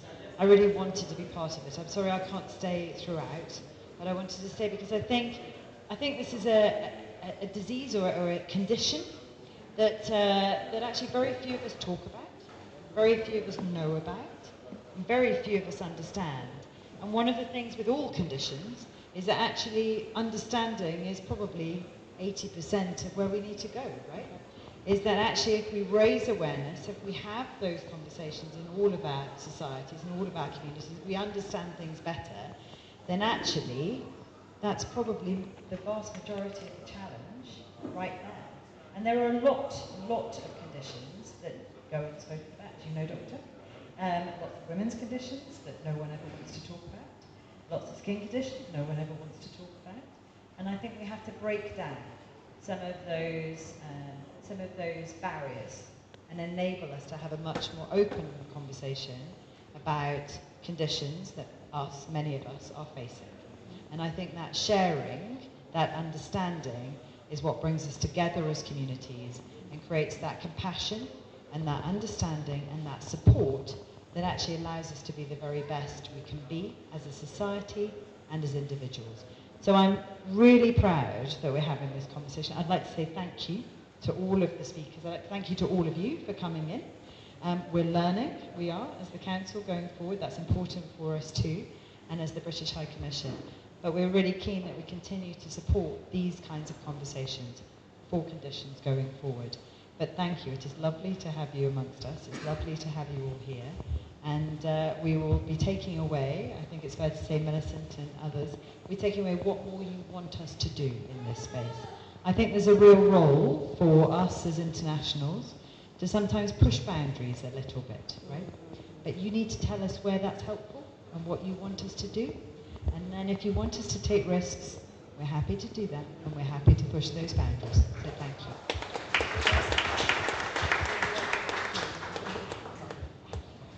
Thank you so much. Okay, we're going to just jump right back into it. Serena, we see our model over here. She looks a lot more different than when we started. Could you talk us through what just happened? What just happened? Yeah, maybe you should ask her, how do you feel? She hasn't seen herself. Have you ever worn makeup since you got vitiligo?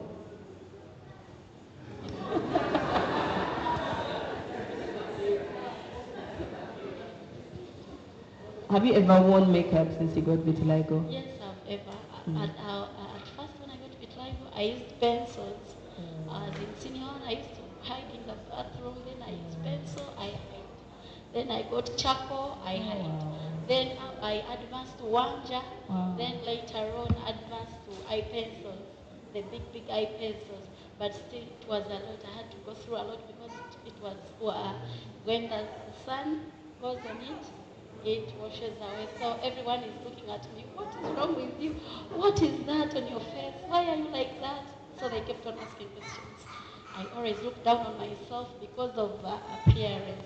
But I feel I'm looking good. I'm very nice. Thank you so much. Wow. You look beautiful. Yeah, she does. Just touch on the issue of makeup. Usually, most vitiligo patients, when we see them, we also recommend makeup. We actually have dermatological makeup for vitiligo. I really feel so overwhelmed with all this because it's given me so much nostalgia when I just come back to Uganda, and I'm glad I was UK trained, but back then I had so much passion for vitiligo. I brought quite a lot of ideas for makeup, but as you got so busy in the full spectrum, a lot of things were lost along the way. But I think I've said a conversation with Serena to see how best we can improve on, in dermatology we call it camouflage for vitiligo. So there are actually brands for makeup for vitiligo patients. Like she said, from a dermatologist point of view, if you're looking for makeup, make sure it doesn't cause breakouts, acne. If you have an oily prone skin, make sure that it lasts long and it doesn't easily wear off. There are brands that can last up to 7 days. So there are brands that actually are engineered specifically for vitiligo. And beyond that, there's also what you call micropigmentation. I actually got training in micropigmentation as a dermatologist. But like I've said, I'm really sorry, I just got busy, but I really felt in terms of capacity, having the right people. So I'm really glad with Serene here that if we can partner, we can be able to bring all that spectrum to Uganda, because micropigmentation, there are pigments that you can actually install medically on the skin and the last 10 to 20 years actually. So, but developing them, I had to look for pigments for African skin, which was also very hard because that's the other issue. In terms of research for vitiligo, most people do research for diseases that really affect other skin types that matter. So African skin has usually been given the back end, the back seat when it comes to skin disease, especially vitiligo. But the future is brighter. I've been really energized by seeing all this, and I'm sure we'll be doing more for the future because now I know if I bring in an idea, we have the right people can be able to pass it on and spread it out. Yes, so the makeup is really amazing. It gives someone's confidence. So usually when we used to see patients, we'd send them to our corner where there's makeup, the brands, and we tell them, put on some makeup as we are treating you. So it helps to give you that bit of that good confidence. So even when they're coming for their treatment sessions at the clinic, they just remove their makeup only in the treatment room, they put it back. So there's quite a whole range. I'll be discussing with Serena over the coming months, and we see how we can implement that specifically for our vitiligo patients. Yeah. Okay. So that's a dermatological point of view. Serena, could you tell us from your POV? I think for me, I'm happy to see how she's looking. It doesn't take long to do that. And yes, there's products that Malik is talking about. He really was in that direction already. There's products that are online that maybe a bit more pricey, but yes, we will speak with Malik about that. But there are also simpler products that you can access now, and we can advise so that you can learn what to do. We can teach you for free. If you can get the products, we can teach you for free how to do that so that you can get by. Serena, there's I think a technique called color correction. Could you show us how? Because I noticed they didn't just go straight into the foundation. There were other colors, more layers they were putting on. Could you maybe? Okay, so color correction seems to work more. I haven't worked with color correction because every time I've seen that online, it's on light skin. Now for dark skin, or for Ugandan skin, for most of us, it's just choosing the right concealer color. Usually you go a step darker than your usual color, and then you blend everything out. And then you cover your skin with foundation, and then go over it with a powder so that it has staying power.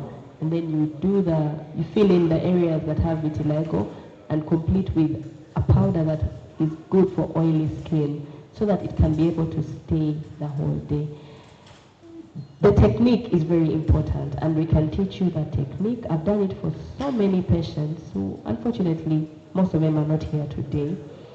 The technique is so important so that you can do it and go through that day without feeling like, oh gosh, my makeup is going to run. So some of it cannot be just explained here, it's more practical. Yeah. And then with the lipstick, the matte lipsticks work better. There's long wear lipstick that can go through the day. Again, we can teach you. Yeah. Okay. Our friend Doreen has one more thing to say. I just want to recognize the presence of my husband, Mr. Shava Brian.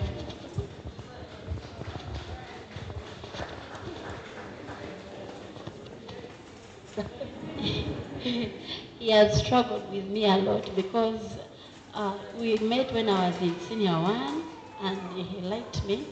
I had vitiligo, but patches were little, just on my lips, only on my lips and the hands. So it went on growing, but he liked me the way I am, and he has fought so much on me that the process of makeup, I used not to move out, even to go at the market without makeup. So he fights with me, don't apply, I want to see you natural. I love you the way you are, just the way you are. Move out. Thank you, my husband. Wow.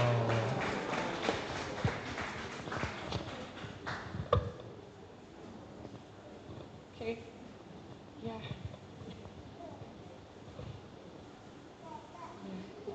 Okay.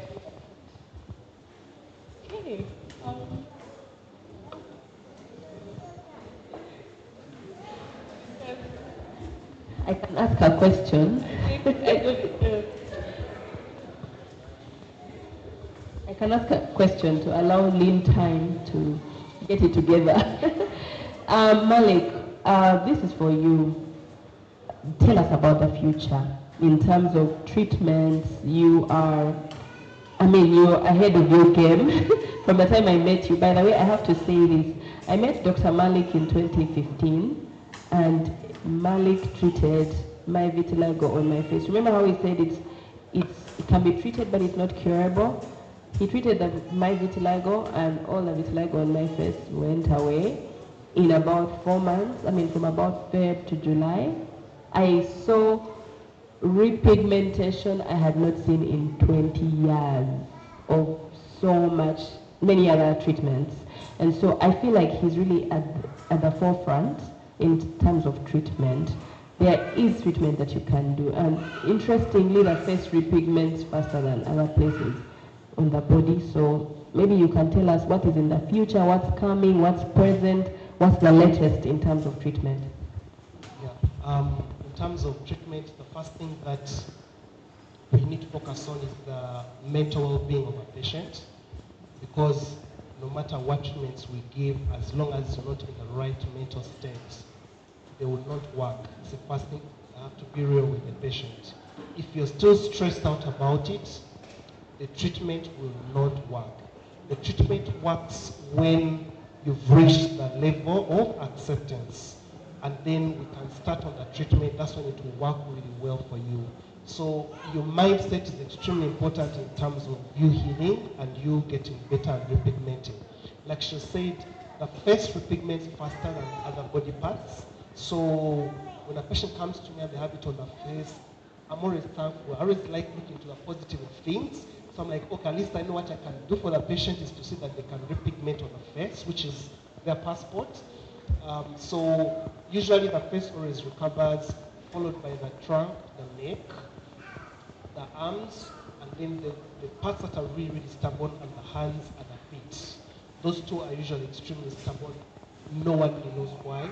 But the palms, usually they don't repigment because they don't have the hairs we talked about. So face, neck, usually they recover much faster. In terms of treatment, I actually pioneered and brought in Uganda phototherapy. It's something people hadn't heard about back in 2013. So these are machines that I procured from Canada. They just stand there, they help to stimulate the cells that make color to come back. So when we are treating, you always treat two parts. 50% is stopping your own immunity from attacking the skin. Then the other 50 is how do we stimulate them to come back? Because you know when you go in the sun, you're darkening. So the one ingredient is a pathway. How someone develops vitiligo, it's extremely complex, but with advances in medicine and what you call molecular medicine, they've been able to really decode it and find the actual chemicals in the body. So they're creating medications that target those chemicals that trigger off the reaction. So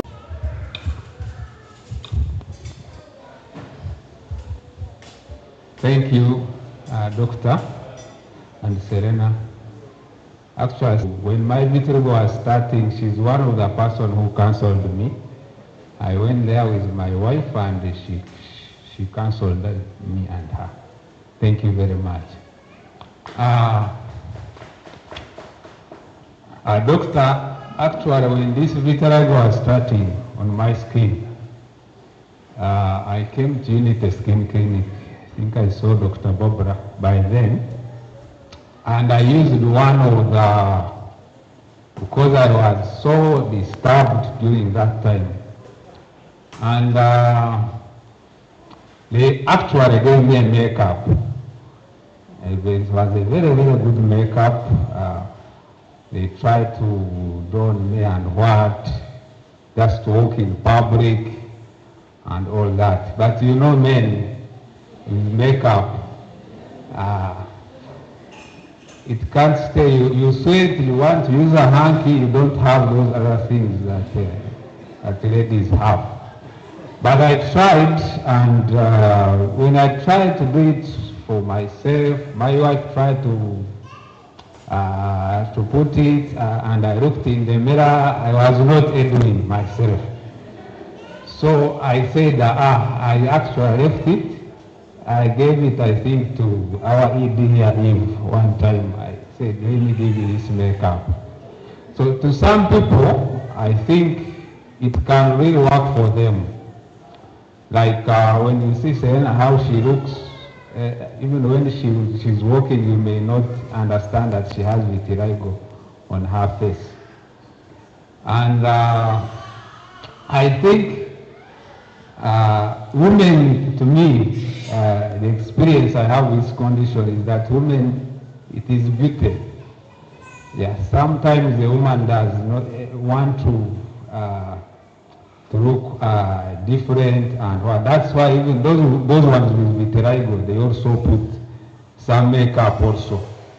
So to me, I think for women it can work, but to some it may not. When there are people who are used to eat, like when you see Penina here, for her she's used to eat, and it can. So it depends actually on how you pick it up. And maybe another thing I want to ask Doctor, we have, as Vitiligo Association of Uganda, we have to get support from government and all that. But what they ask us, in terms of percentages, how many people do they have vitiligo in Uganda? How many? So they kept actually asking, organization asking research findings and all that. So as the association, we did the baseline survey recently in Western Uganda and Central. We have that report. I hope it can help you as doctors. So I believe in your research, the research you are doing, just incorporate it to the Ugandan one to have those figures, because we have been getting issues, even with Minister of Gender. They say, what is this? Is there any research which you have done? Is there any word? So you don't have like the numbers, but I believe that baseline survey we have done, it has actually helped us. Thank you very much. Thank you for that. That's really, really amazing. Like I said, I keep getting amazed by the work that person who's having vitiligo. For example, me, you can see my face is now recovering, but what has remained is this neck.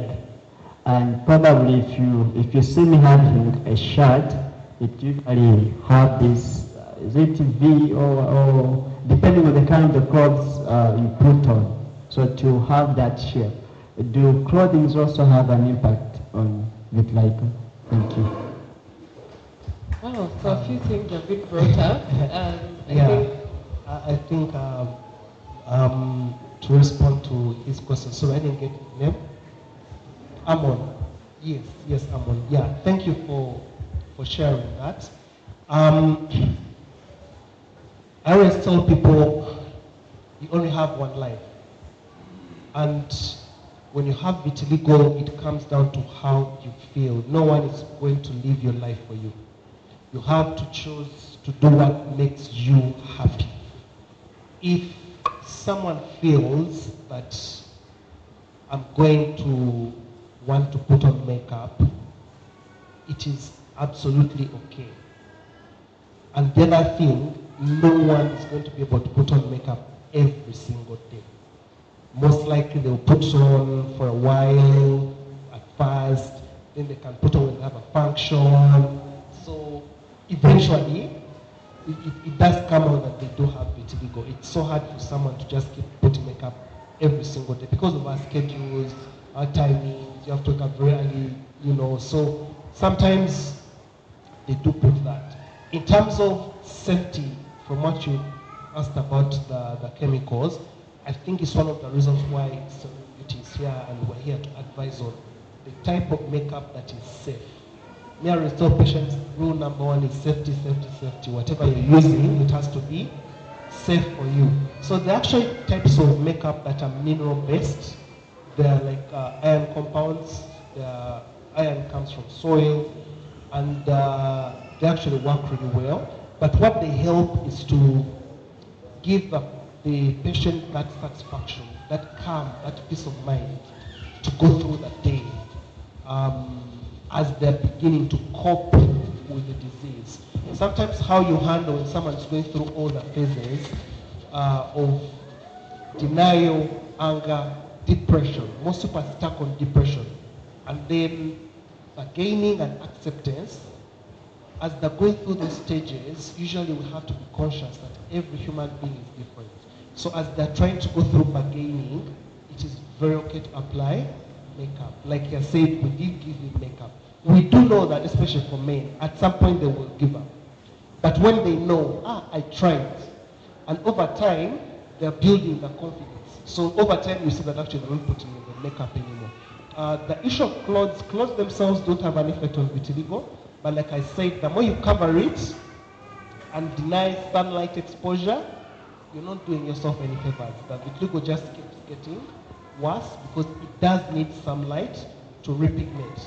Those cells come back to protect you from the sun, so sunlight is really good. So keeping it open, wearing a V-neck will help it to go a long way.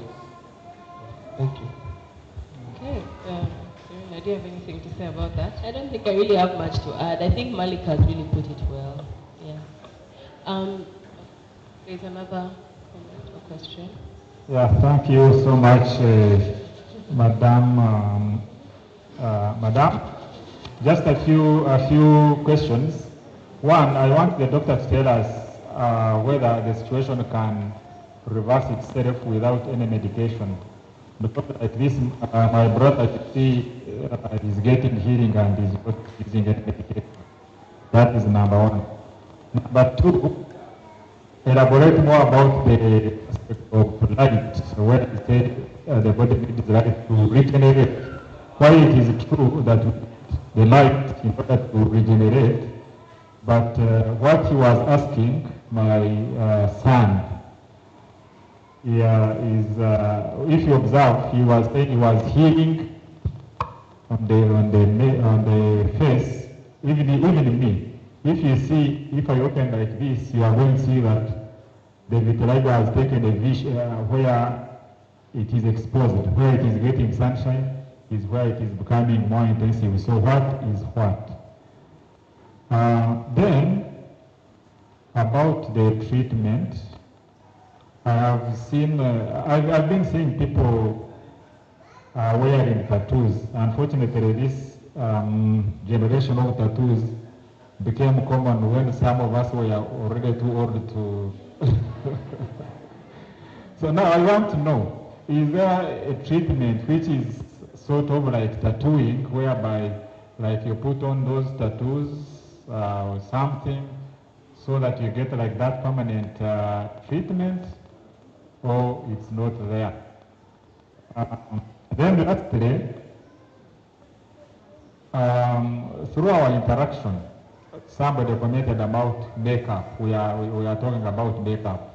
I think while it is like the makeup artist has said, it might not be necessary for you to put on makeup every day, but there might be those special occasions where you want to really put on makeup. Let me give you an example. Recently, I was going to accompany one of my many female friends. For the avoidance of doubt, those female friends are my relatives, all of them. So she was going to enroll, she's a lawyer like myself, so she was going to enroll. And she wanted to take one of that picture, which is once in a lifetime, because we are going to enroll once in a lifetime. Now in such a situation, if I go for makeup, I did not go for makeup, but in retrospect, if I had known her, I could have gone for that makeup, for that once in a lifetime picture. So there are those once in a lifetime, you know, or some occasions or something where you might need to go and get a makeup, take maybe some pictures or do some occasion, and you find that yes, you need a makeup. Thank you so much. Thank you for those questions. Doctor, just another question, then you can respond to all of them in the interest of time. Thank you very much. Doctor, I'm very happy to see you again. I was once there to your place. I got you in there.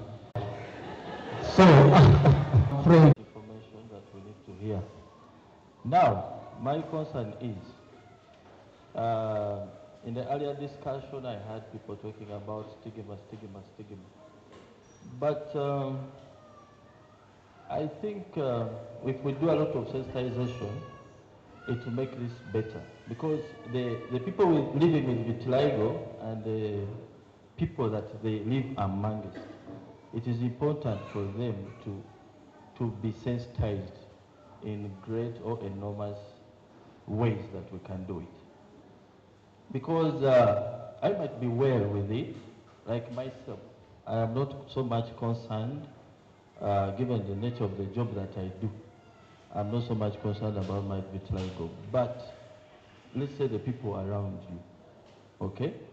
It can be your wife, it can be your friend. It's important for them to be greatly sensitized. Then the other issue is we are talking about treatments. Yes, because we talked about someone needs to repigment. Others, probably they are not into the treatment thing. But my concern about the treatments, I used to get treatment. That was in 2016, those days. But I used to spend on myself about approximately 300,000 per month. So that is way high for a normal Ugandan, according to our economy. So since Dr. Malik is here, I'm very grateful. So I want to know, because these are the people in the lead, they are the dermatologists. How are we going to solve the problem of the cost of treatment? Because some people, yes, we said some people don't have, we have had some people don't need to probably get treatment, others need, so that you can repigment. But the costs are too high for us. If you happen to go to a government setting, and I think Dr. Malik can testify to this, if you look through our guidelines, I happen to be a medic to up to a certain level. If you look through our guidelines, what is given as options for treatment, they are very limited, and even if they are in the guidelines, the drugs are not, they are not there. Are we together? So I think we need to be helped on the issue of what? Treatment, the treatment costs. Then the other thing that I want to talk about is that all of us have our own challenges. You might, some people, like I've said, I don't really face a lot of stigma, but everything has to be individualized. What I go through on a normal day is not what someone else goes through. You should accept that. While you're able to get school fees, someone has been kicked out of the job. You have a job, someone doesn't have a job. So we did a baseline survey, and it tells you a lot. That's VOW. We did a baseline survey, and it tells you a lot about the community of people living with vitiligo. One of the things is that when you look at the earnings of these people, majority of them are earning less than 500,000. And we are talking about makeup, I don't know what it costs, which is okay. And then we are talking about for phototherapy, which is okay, but the costs, because most of them are earning less than 500,000.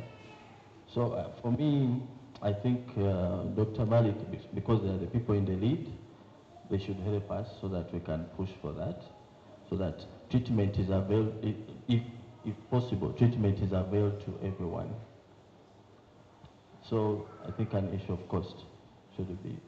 Okay, thank you for those questions. I think let's have Dr. Malik answer those first before there can be any other question.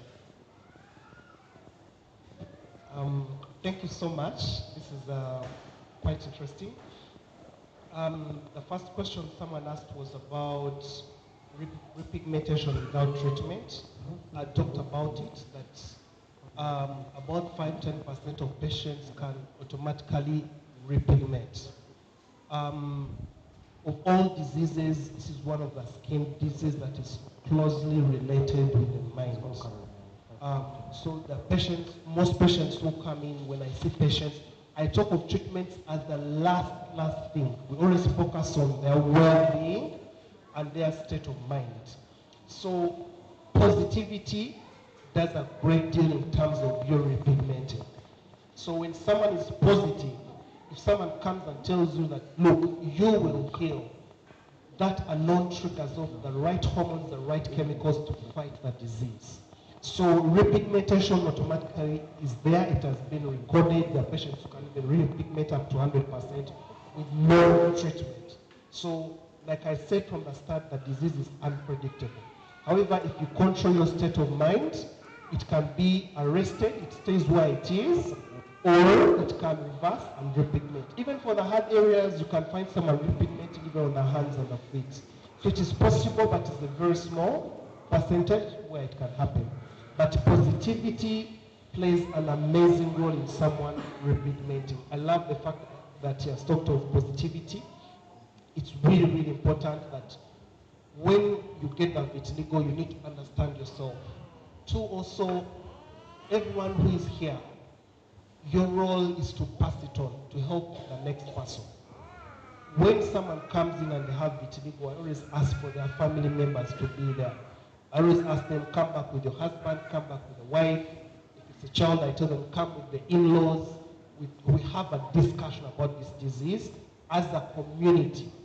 So when you're having this disease, I always tell them, we are not treating you, the patient, we are treating your friends, we are treating your family.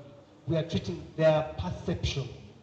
That is all. So whatever we are treating you, we're just to satisfy other people. So you need to have that self-esteem, to develop that self-esteem within yourself, to know that you're going to be better by just being positive. Now, it brings me to the issue of tattooing. He asked about tattooing.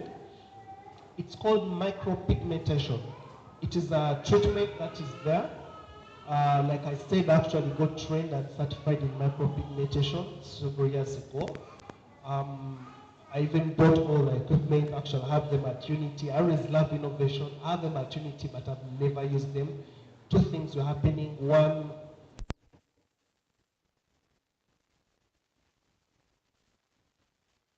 my idea was to actually do it for free to answer this question. I actually do provide phototherapy. There are many times where I offer free phototherapy for 2 to 3 months at a time. So I make it affordable, because I do understand more than anyone else my patients when they come in. So there are things that we can do as a community. Because remember, we said the disease has no cure and it's harmless, but it can be treated. It means that we have to learn to deal with it, provide positive support to those who have it, because looking for treatments that are expensive is usually, in the long run, not effective. I've seen patients who have traveled all the way to Cuba, patients who have traveled to Russia looking for treatments. I've gone through journeys with patients, by the way, thousands, who have traveled. Recently, I know someone was going to Canada. They told them there's something in Canada. Other than asked you, there's a treatment in Israel. But the truth is, all those treatments are just world good. Just. If we learn to embrace it and we have the community support of the VAU, if we are stronger and people get to know, then it becomes easier for people to deal with the disease and stop spending money. Because usually it doesn't really give them cure. So there are things that we can do to help others. So positivity, advocacy, it creates awareness so that the community stops asking questions. What's wrong with you? If the community stops asking questions, then you don't need to start running around for treatment. So the role that the association is doing is actually much greater than trying to advocate government to provide free treatment or to go through that hassle. So there's quite a lot that we can do to help patients rather than looking at the cost of treatments. It is expensive. The machines are expensive. Recently, I got a patient who wanted the machine. I last bought the machine 10 years ago. It was like 10 times as expensive. So costs are higher. Like I said, even the treatments that are coming in the code biologics, they are extremely expensive. One patient looked for the treatment, they gave them a bill of 200 million. It was so expensive. So I always tell them, why don't we deal with the disease? How do you deal with the fact that, one, it will not kill you. We're not treating cancer. Two, it's a society. When a child is brought in, I tell them, look, we're treating you, the mother, we're treating the father, we're treating the in-laws. We're not treating the child. So as an association, you need to build better. We need to have more awareness. On my part, what I can do is teach more doctors. I've been running CMEs for doctors with the Medical Association, that doctors are aware. I was shocked when we were in CMEs that doctors asked me so many questions about vitiligo and wondering, because for them they fear it when they say patients, go and see Dr. Malik. But the more we empower the doctors as well, then they'll understand that when the patient comes in, no treatment is an option. Please remember, no treatment is an option. That is the fact. So if someone gets to be used to the disease, we teach the community, then we don't need to start running around looking for expensive treatments. Because someone will end up spending so much, and at the end of the day, they don't get anything. And someone who does nothing, sits back, he dies, that's the time they're coming to, he gets better. Okay? Yes. So, the issue of dying, I'm so sorry, but I would like to say that it's a very wrong word to use. I heard the speaker talk about it, he has spoken about it. Many people go through depression when they have vitiligo. So it's a very sensitive word. Words that we use when we call it emotional intelligence. When someone has something, when you talk to them, the way you talk to them, you may be stronger to understand the meaning of the word dying, but this person, there's one person there who said that she had thought of committing what? So keywords are very important when you're talking to someone, when you're counseling someone. There are always keywords that you have to use. You have to use words of positivity. You have to use words, there are 5 stages that someone goes through. Okay? The first time they're really angry. The first time they deny. They say, no, this is not happening to me. The second time, they're angry. They're so angry at everyone. They're angry at God. They're angry about the society. Then after that, they go through a phase of depression. Okay? And after depression, they go into a phase of bargaining. But anyway, maybe, okay, maybe it's okay, let me try the makeup. And then after, they go to acceptance. Those are the 5 stages of the psychological well-being of a human being going through grieving. So it's important that you all understand them, because the other patients are going to come to you. When someone comes to you, always first understand at what stage are they in the 5 stages. Human beings, someone can, and we are all different, like you said, we are all different. Some people get through depression very fast, because naturally they're positive people, they have strong positive family support. But some people may be stuck in depression and they really need real help. So always ask your friend, ask someone who has come to you and they have vitiligo, ask them 2 things. 3 usually, ask them. 1, are you sleeping? Tell me about your sleep pattern. Ask about how someone is sleeping. If they tell you I sleep well, that's one of the good tics to rule out clinical depression. If someone tells you I'm having insomnia, not sleeping, there's a problem. 2, ask about their performance in social life. So when parents bring to me a child, the first thing I ask, how is the child performing in class? So if they tell you they don't even want to go to school, then that means you have to be more aggressive in how you're going to help and manage them. If they tell you they're performing very well, then it means like socially it's helping them to cope.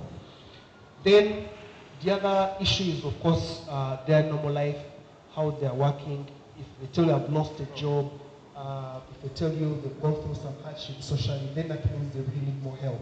So that's when you can know that as someone from VAE or someone who has vitiligo, you can help someone go through the next stage. So remember there are 5 stages. You can be helpful to these people, to everyone who comes to you. Because right now here, the whole purpose is advocacy for other patients. What can we do? Understand the stage. Even yourself, have self-reflection. Understand the stage you're at. The other key issue is men usually find it harder to cope because men in society have to be tough, they have to show they're strong, so men can't cry, they're supposed to pretend. But to the men who have vitiligo, you need to understand they need a special attention. Okay? They will pretend and tell you they're okay, they're trying to be the man of the house, they're trying to be the strong man, but in reality, inside they are dying. Sorry to use that word again. But inside they are not, okay? They are not really fine on the inside. So try to see that you give them support, you talk to them, check up on them, see how they are doing, because men are hard in terms of expressing their feelings. Okay, so get someone to talk, to have a conversation of how they're going to express themselves. So that really helps a lot. So yes, so the words we use matter a lot when we are helping people with vitiligo.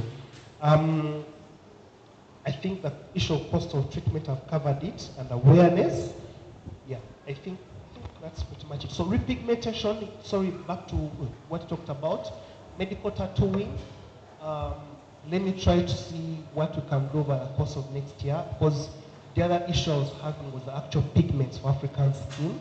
Because the people who trained me, they trained in white skin, Arab skin, Indian skin. So when I went there and asked them, hey, where are our pigments? They said, oh, we have to talk to the manufacturer to be able to make them. But micropigmentation is really effective. However, by the time you do it, you must have what you call stable vitiligo. Your vitiligo should have been in the same exact spot without spreading or worsening over 1 year. So we can't easily do the semi-permanent makeup if it's still aggressive and still growing. So it is an option, but we have to be, there's a high selection criteria we have to use to choose the right people. And like I said, that will be in the pipeline, or we discussed now that we have excellent people in makeup. Once they're learned and I give them the skills, the equipment, they should be able to pass it on to vitiligo patients. Yeah, thank you. Okay, thank you, Dr. Malik, for answering those. We still have a few questions. We're going to just have one round of questions, so make sure you get your question in. And let's try and keep it to one question each person so that we can keep up. Brief. Yes, and in the interest of time, there are two, there's someone we need to recognize in the audience right now. She's the National Chairperson for the Muslim Women's Council and the Director of the Old Kampala Hospital. That is Madame Kenyangi Sophia Safina. Thank you for your presence. Yes, I'm told she's a wonderful advocate for vitiligo. Thank you for coming. And also, you saw our beautiful campaign for the World Vitiligo, I think Vitiligo Month, because we're celebrating it all month this June. The photos, the other side is a corner, and the cover, I think we can also, we'll see on social media, Satisfaction UG. That beautiful campaign was framed and photographed by someone called Noor Dandour. It's behind there. Thank you for coming as well. He really captured the beauty of these ladies. So let's have the next round of questions so that we can wrap. Okay, thank you so much. Palme has already warned me, but I'm going to try to be a bit brief because I have much passion for vitiligo. One and foremost, I want to thank Dr. Malik. I saw you here and I was like, do I know him or not? Thank you so much for the lovely words that you have given us to vow, and I know we are it's going to be just a quick start to work together because we really need you. Have no option. I just want to make maybe 2 comments about the previous presenters. One, the cloth, my journey about the cloth.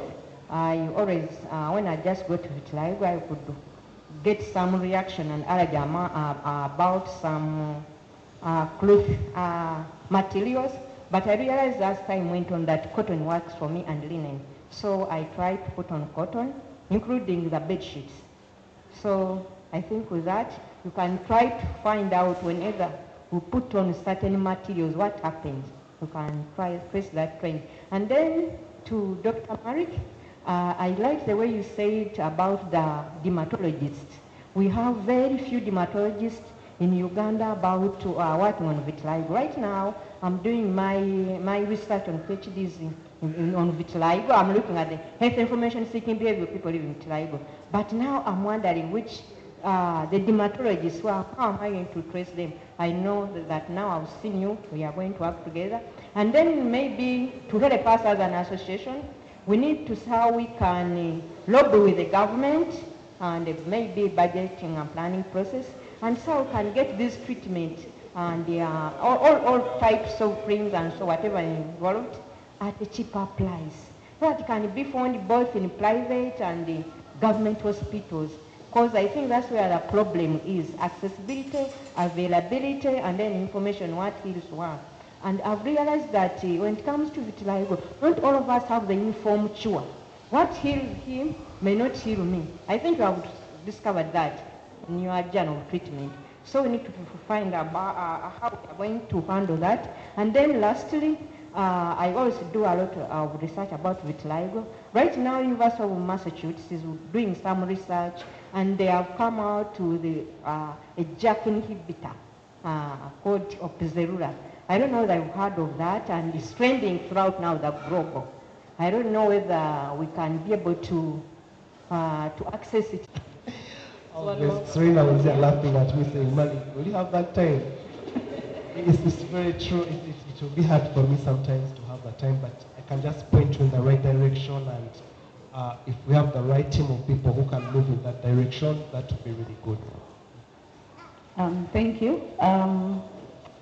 In 2016, David, he saw Dr. Malik, and I think he chose the option of no treatment is an option. So it's not on any treatment. However, there's a struggle with sunburn. We're always playing in the sun. And sunscreen works well. However, for the lips, what do you advise? Because there's no sunscreen for the lips. I've spoken to a friend who makes products, and she had said she will put titanium dioxide in it when I read, because it has sunblock qualities. When I read about it, there was contradicting research that it's been linked to cancer, and it had been stopped. So what are the lip balm options? So the topic of sunscreens is very good. That's a very good question. So sunscreens, it's a whole wide range of sunscreens. Now, sunscreens, we have 2 types of sunscreens. We have what you call a chemical sunscreen. We have what you call a physical sunscreen. So a chemical sunscreen, the way sunscreen works is there are crystals in the cream. So those crystals absorb the light energy and they melt. So they disintegrate when they absorb that energy. So you put the cream on top of your skin and they absorb it and then they disintegrate. That's what you call a chemical sunscreen. Now, chemical sunscreen, there are various types of ingredients that are used for chemical sunscreens. The advantage chemical sunscreens have is that they are invisible. When someone puts them on, they don't usually see them. However, when you're using a sunscreen and you're outdoors, you're supposed to apply your sunscreen every 80 minutes. Every 1 to 2 hours, you're supposed to apply your sunscreen. So that means not everyone is able to put on sunscreen every 2 hours, which becomes a challenge. And then, because of what we've explained, the energy is absorbed, it disintegrates and stops working. So when you come and prescribe your sunscreen, and then you say, oh, the sunscreen is not working, it's actually because of how you are using it. Now, the physical sunscreen, which you call the sunblock, there are two key ingredients that are used: zinc and titanium. What they're telling you that titanium is associated with cancer is absolutely wrong. Those are mineral sunscreens, and they're the safest types of sunscreens. So people with sensitive skin, usually they work very well with the physical sunscreens. It's the chemical sunscreens, the ingredients that are called benzene, that are actually being discouraged.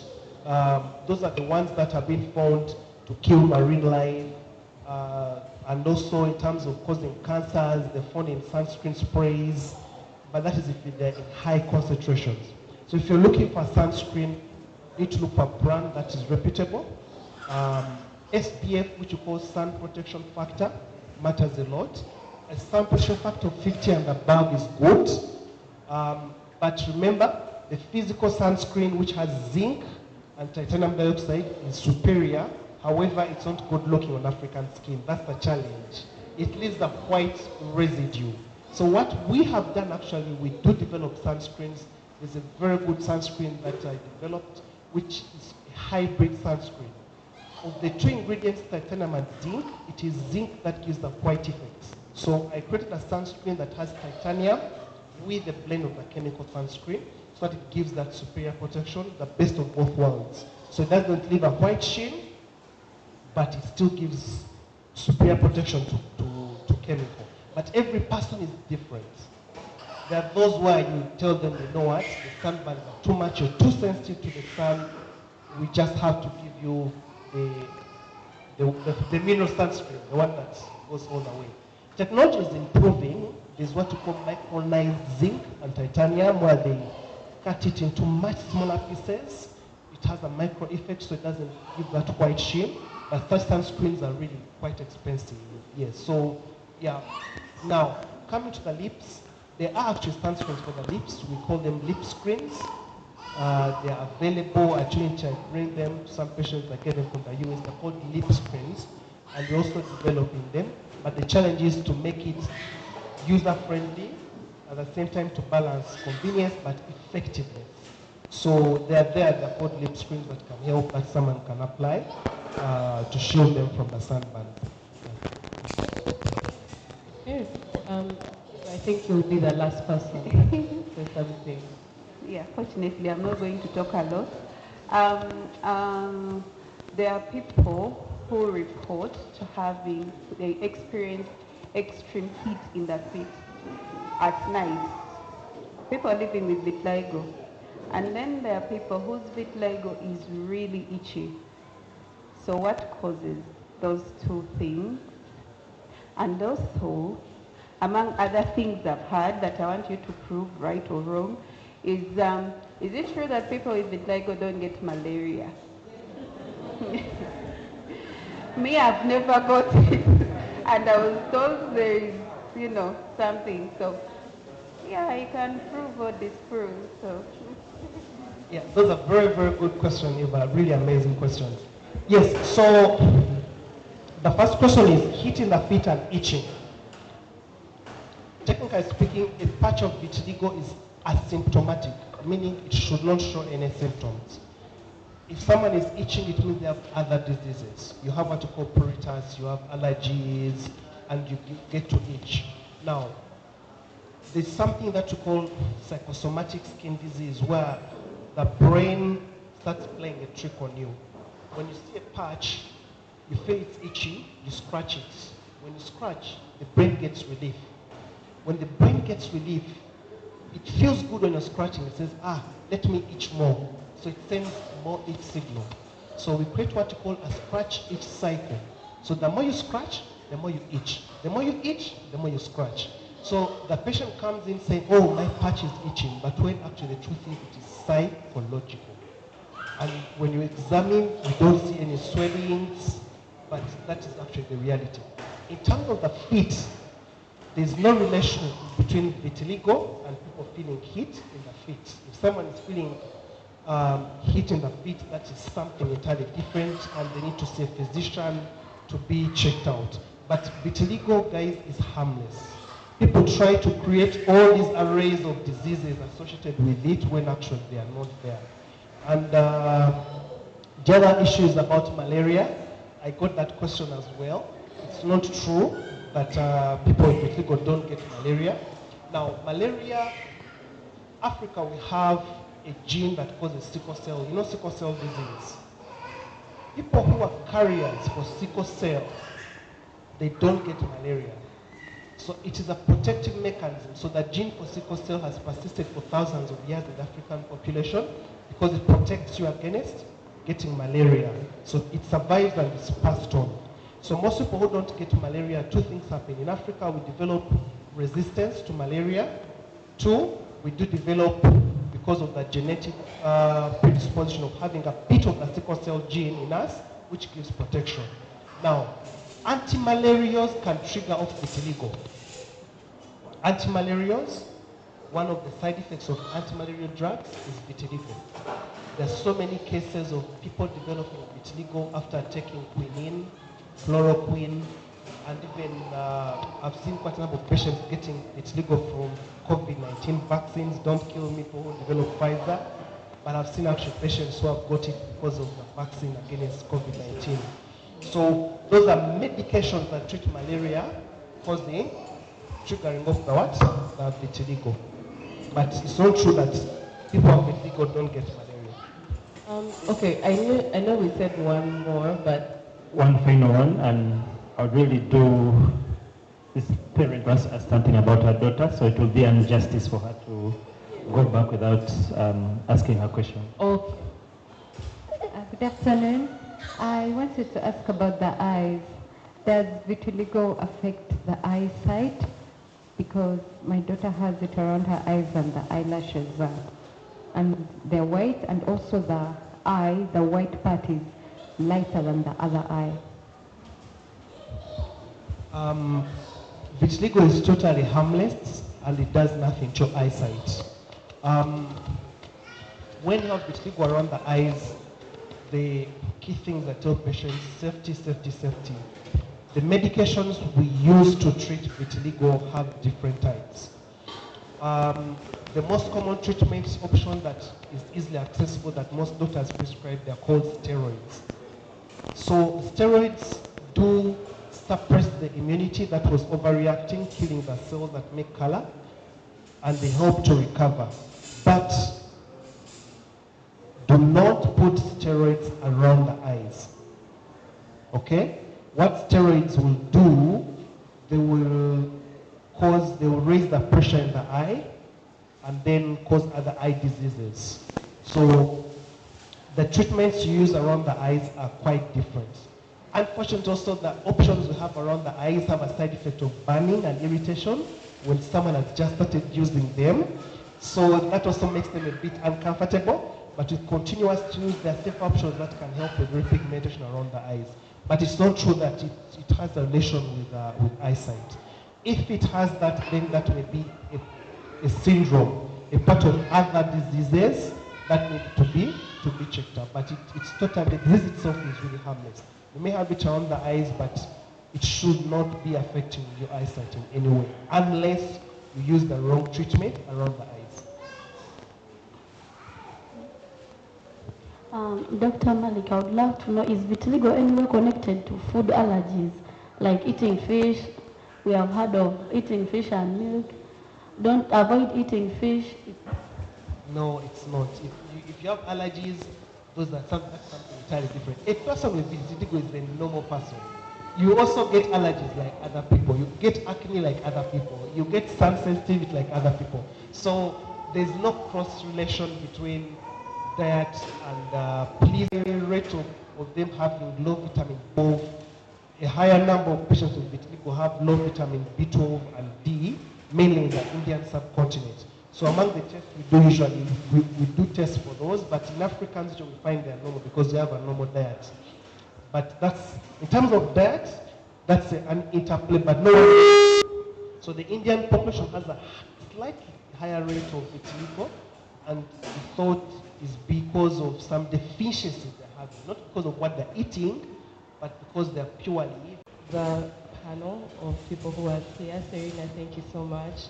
And the Muse, Dory, giving us your canvas so that they can paint it. And Dr. Malik as well, thank you. So I'd like to also invite the Quality Diversity Inclusion Lead of British Council. She's called Madame Caroline Chichoncho, and she'll take us from there.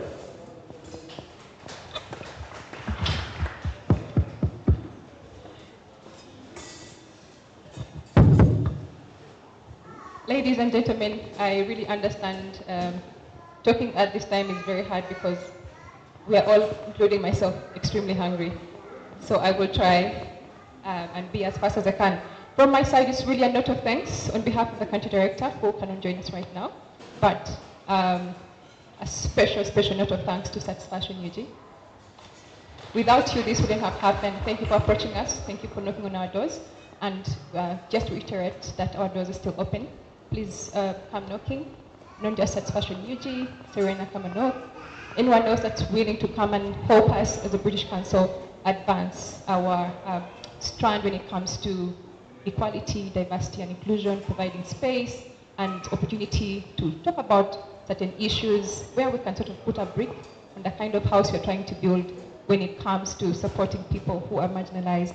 So big shout out to Satisfaction UG, Serena Beauty, thank you so much for bringing light to people who are living with, not just with vitiligo, but also for you as a person. You're thriving, and people are very much, when they look at you, you are an icon to them.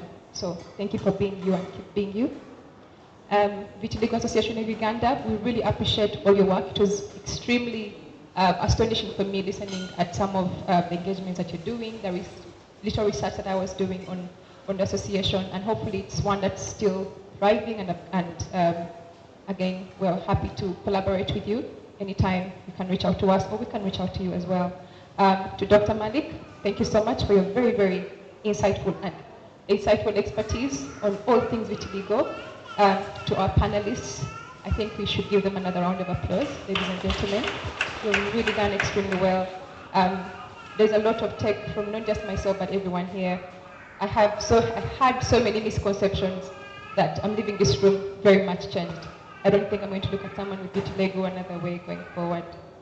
To the poet, Joshua Ayoki, thank you again for giving us such a wonderful piece.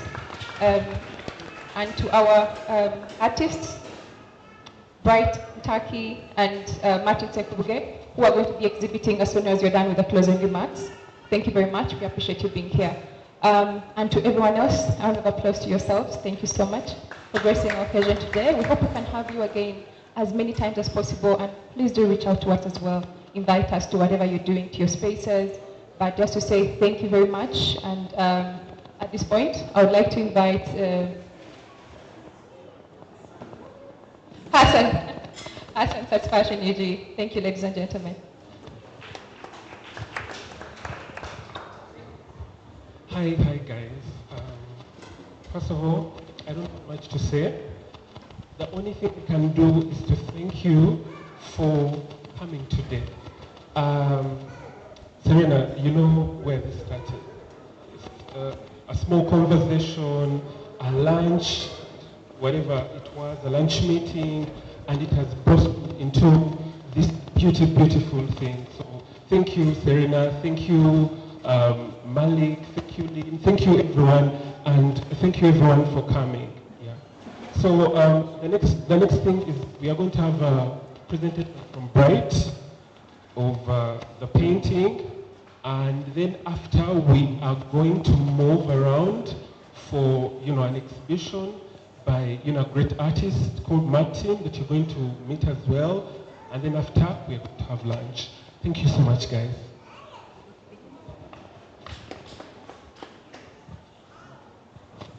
Awesome. Good afternoon, ladies and gentlemen. Bright Entaki, a fine artist, poet, writer. And I'd like to be remembered as a fine artist. I got the grand honor of being part of this grand occasion invited by the great Serena. And I'm glad to have met all of us here. I live and practice art, and I am an activist. So I get to be part of such events. And so the piece that we did is an idea about how all of us must rise above our pain so that we can reach our ultimate gain. And this is the sun of our rising. And I hope that all of us, in whatever struggle it is we are going through, we must keep hope alive. And so I do a piece, 2 short pieces. One on this piece, and it was done last night, so I didn't get the opportunity to memorize it, but I will read it. And it is a message from my heart to your heart. They say what comes from the heart goes to the heart. And I hope that this blesses someone here. Finally free. I did not breastfeed when I was young. I grew up sucking my tongue. Mine may not have been a skin condition, but it definitely perturbed my foundation. I was met with a lot of rejection, and please allow me to make a confession. For the longest I retracted in my shell where I lived like I was in hell. I know it and I still do, but was there any goddamn thing I could do? I searched far and wide for elucidation, but not a mind came to my mind. Trust me, the evening can kill you, evening can destroy you. It can try you, it can kill you, it can destroy you. Not until you say enough is enough, it is time to be found from the rock. It may be time that you are in charge of the rock, to rise above your pain toward the horizon of your hours again, where you live with your spots in pride and never again have to hide. Always remember, it is your divine duty to show the world celestial beauty. For whom the Son of Man sets free, they are indeed finally free. And the last little piece is dedicated to all of us, maybe who don't have a situation, maybe who have made it to the other side. And it's a grand call, a country call, for us to wake up to things like this, to encouragement like this. And so, the beat is titled, My Country's Call.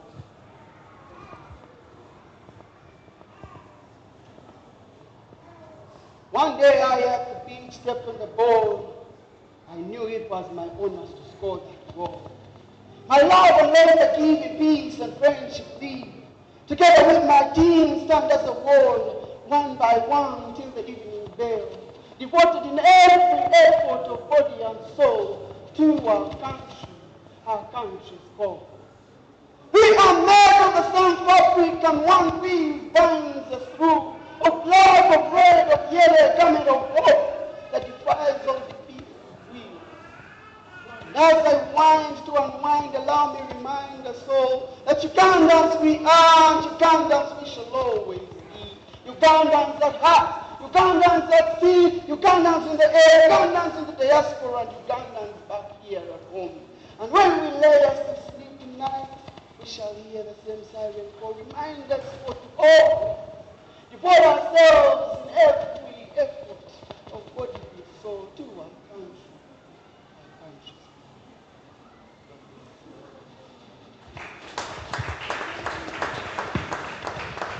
Thank you so much, Bright.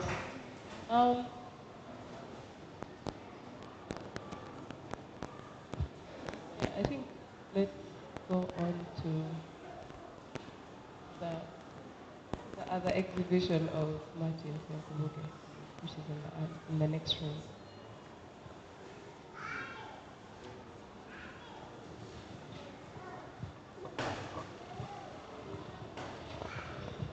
Yeah, good evening. Is it good evening? Good afternoon. Good afternoon, ladies and gentlemen. My name is Martin Senkubuge, and I would want us to stand up, stretch a little as we walk around this space. Remember, we are going to the eating area, so also prepare your stomachs. Yeah, get ready inside and outside. You're welcome to the space.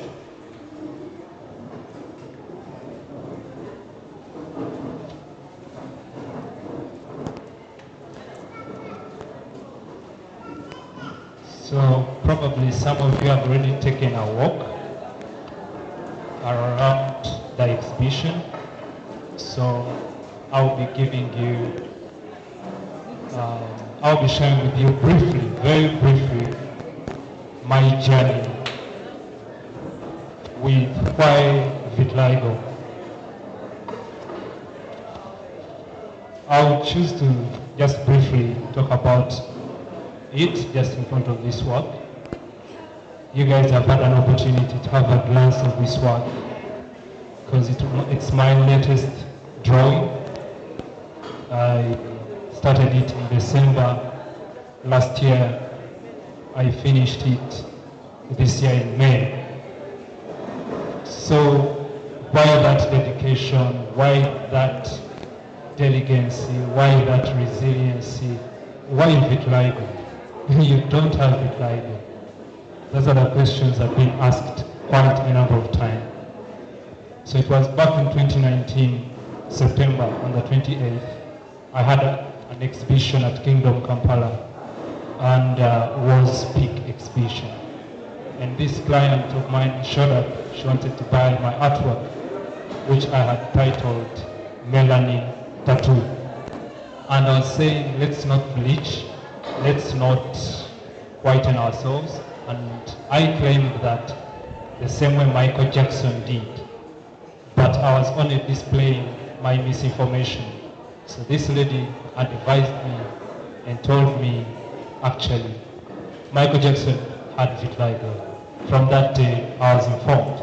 I was 23 years old then, but entirely that time, I had never thought about something like vitiligo. All I knew was, it's what we know, twins burnt this person.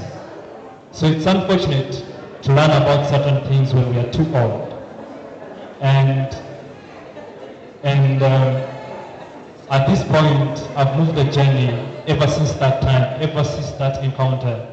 I got dedicated to finding out what is vitiligo on the local scene.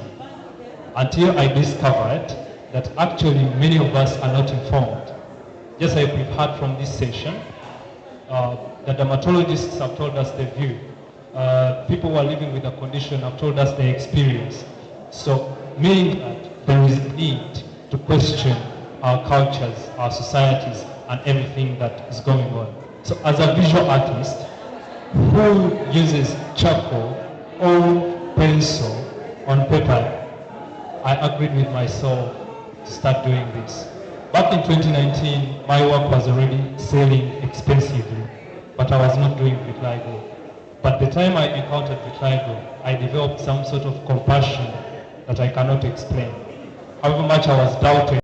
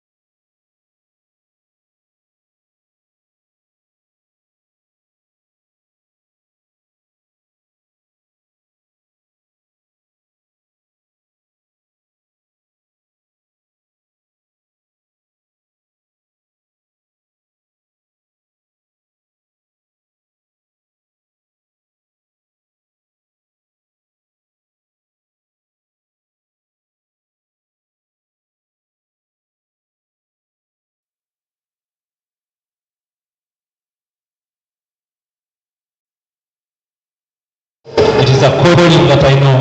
If I talk to someone and this person heals, if I share an artwork session experience, that journey with a person living with emotional breakdowns and any form of psychological challenges, and I provide a space for them to just open up and talk, I know I will be counted in the faith that I believe in heaven as one man who has lived by his word and he has made a mark in the kingdom of God.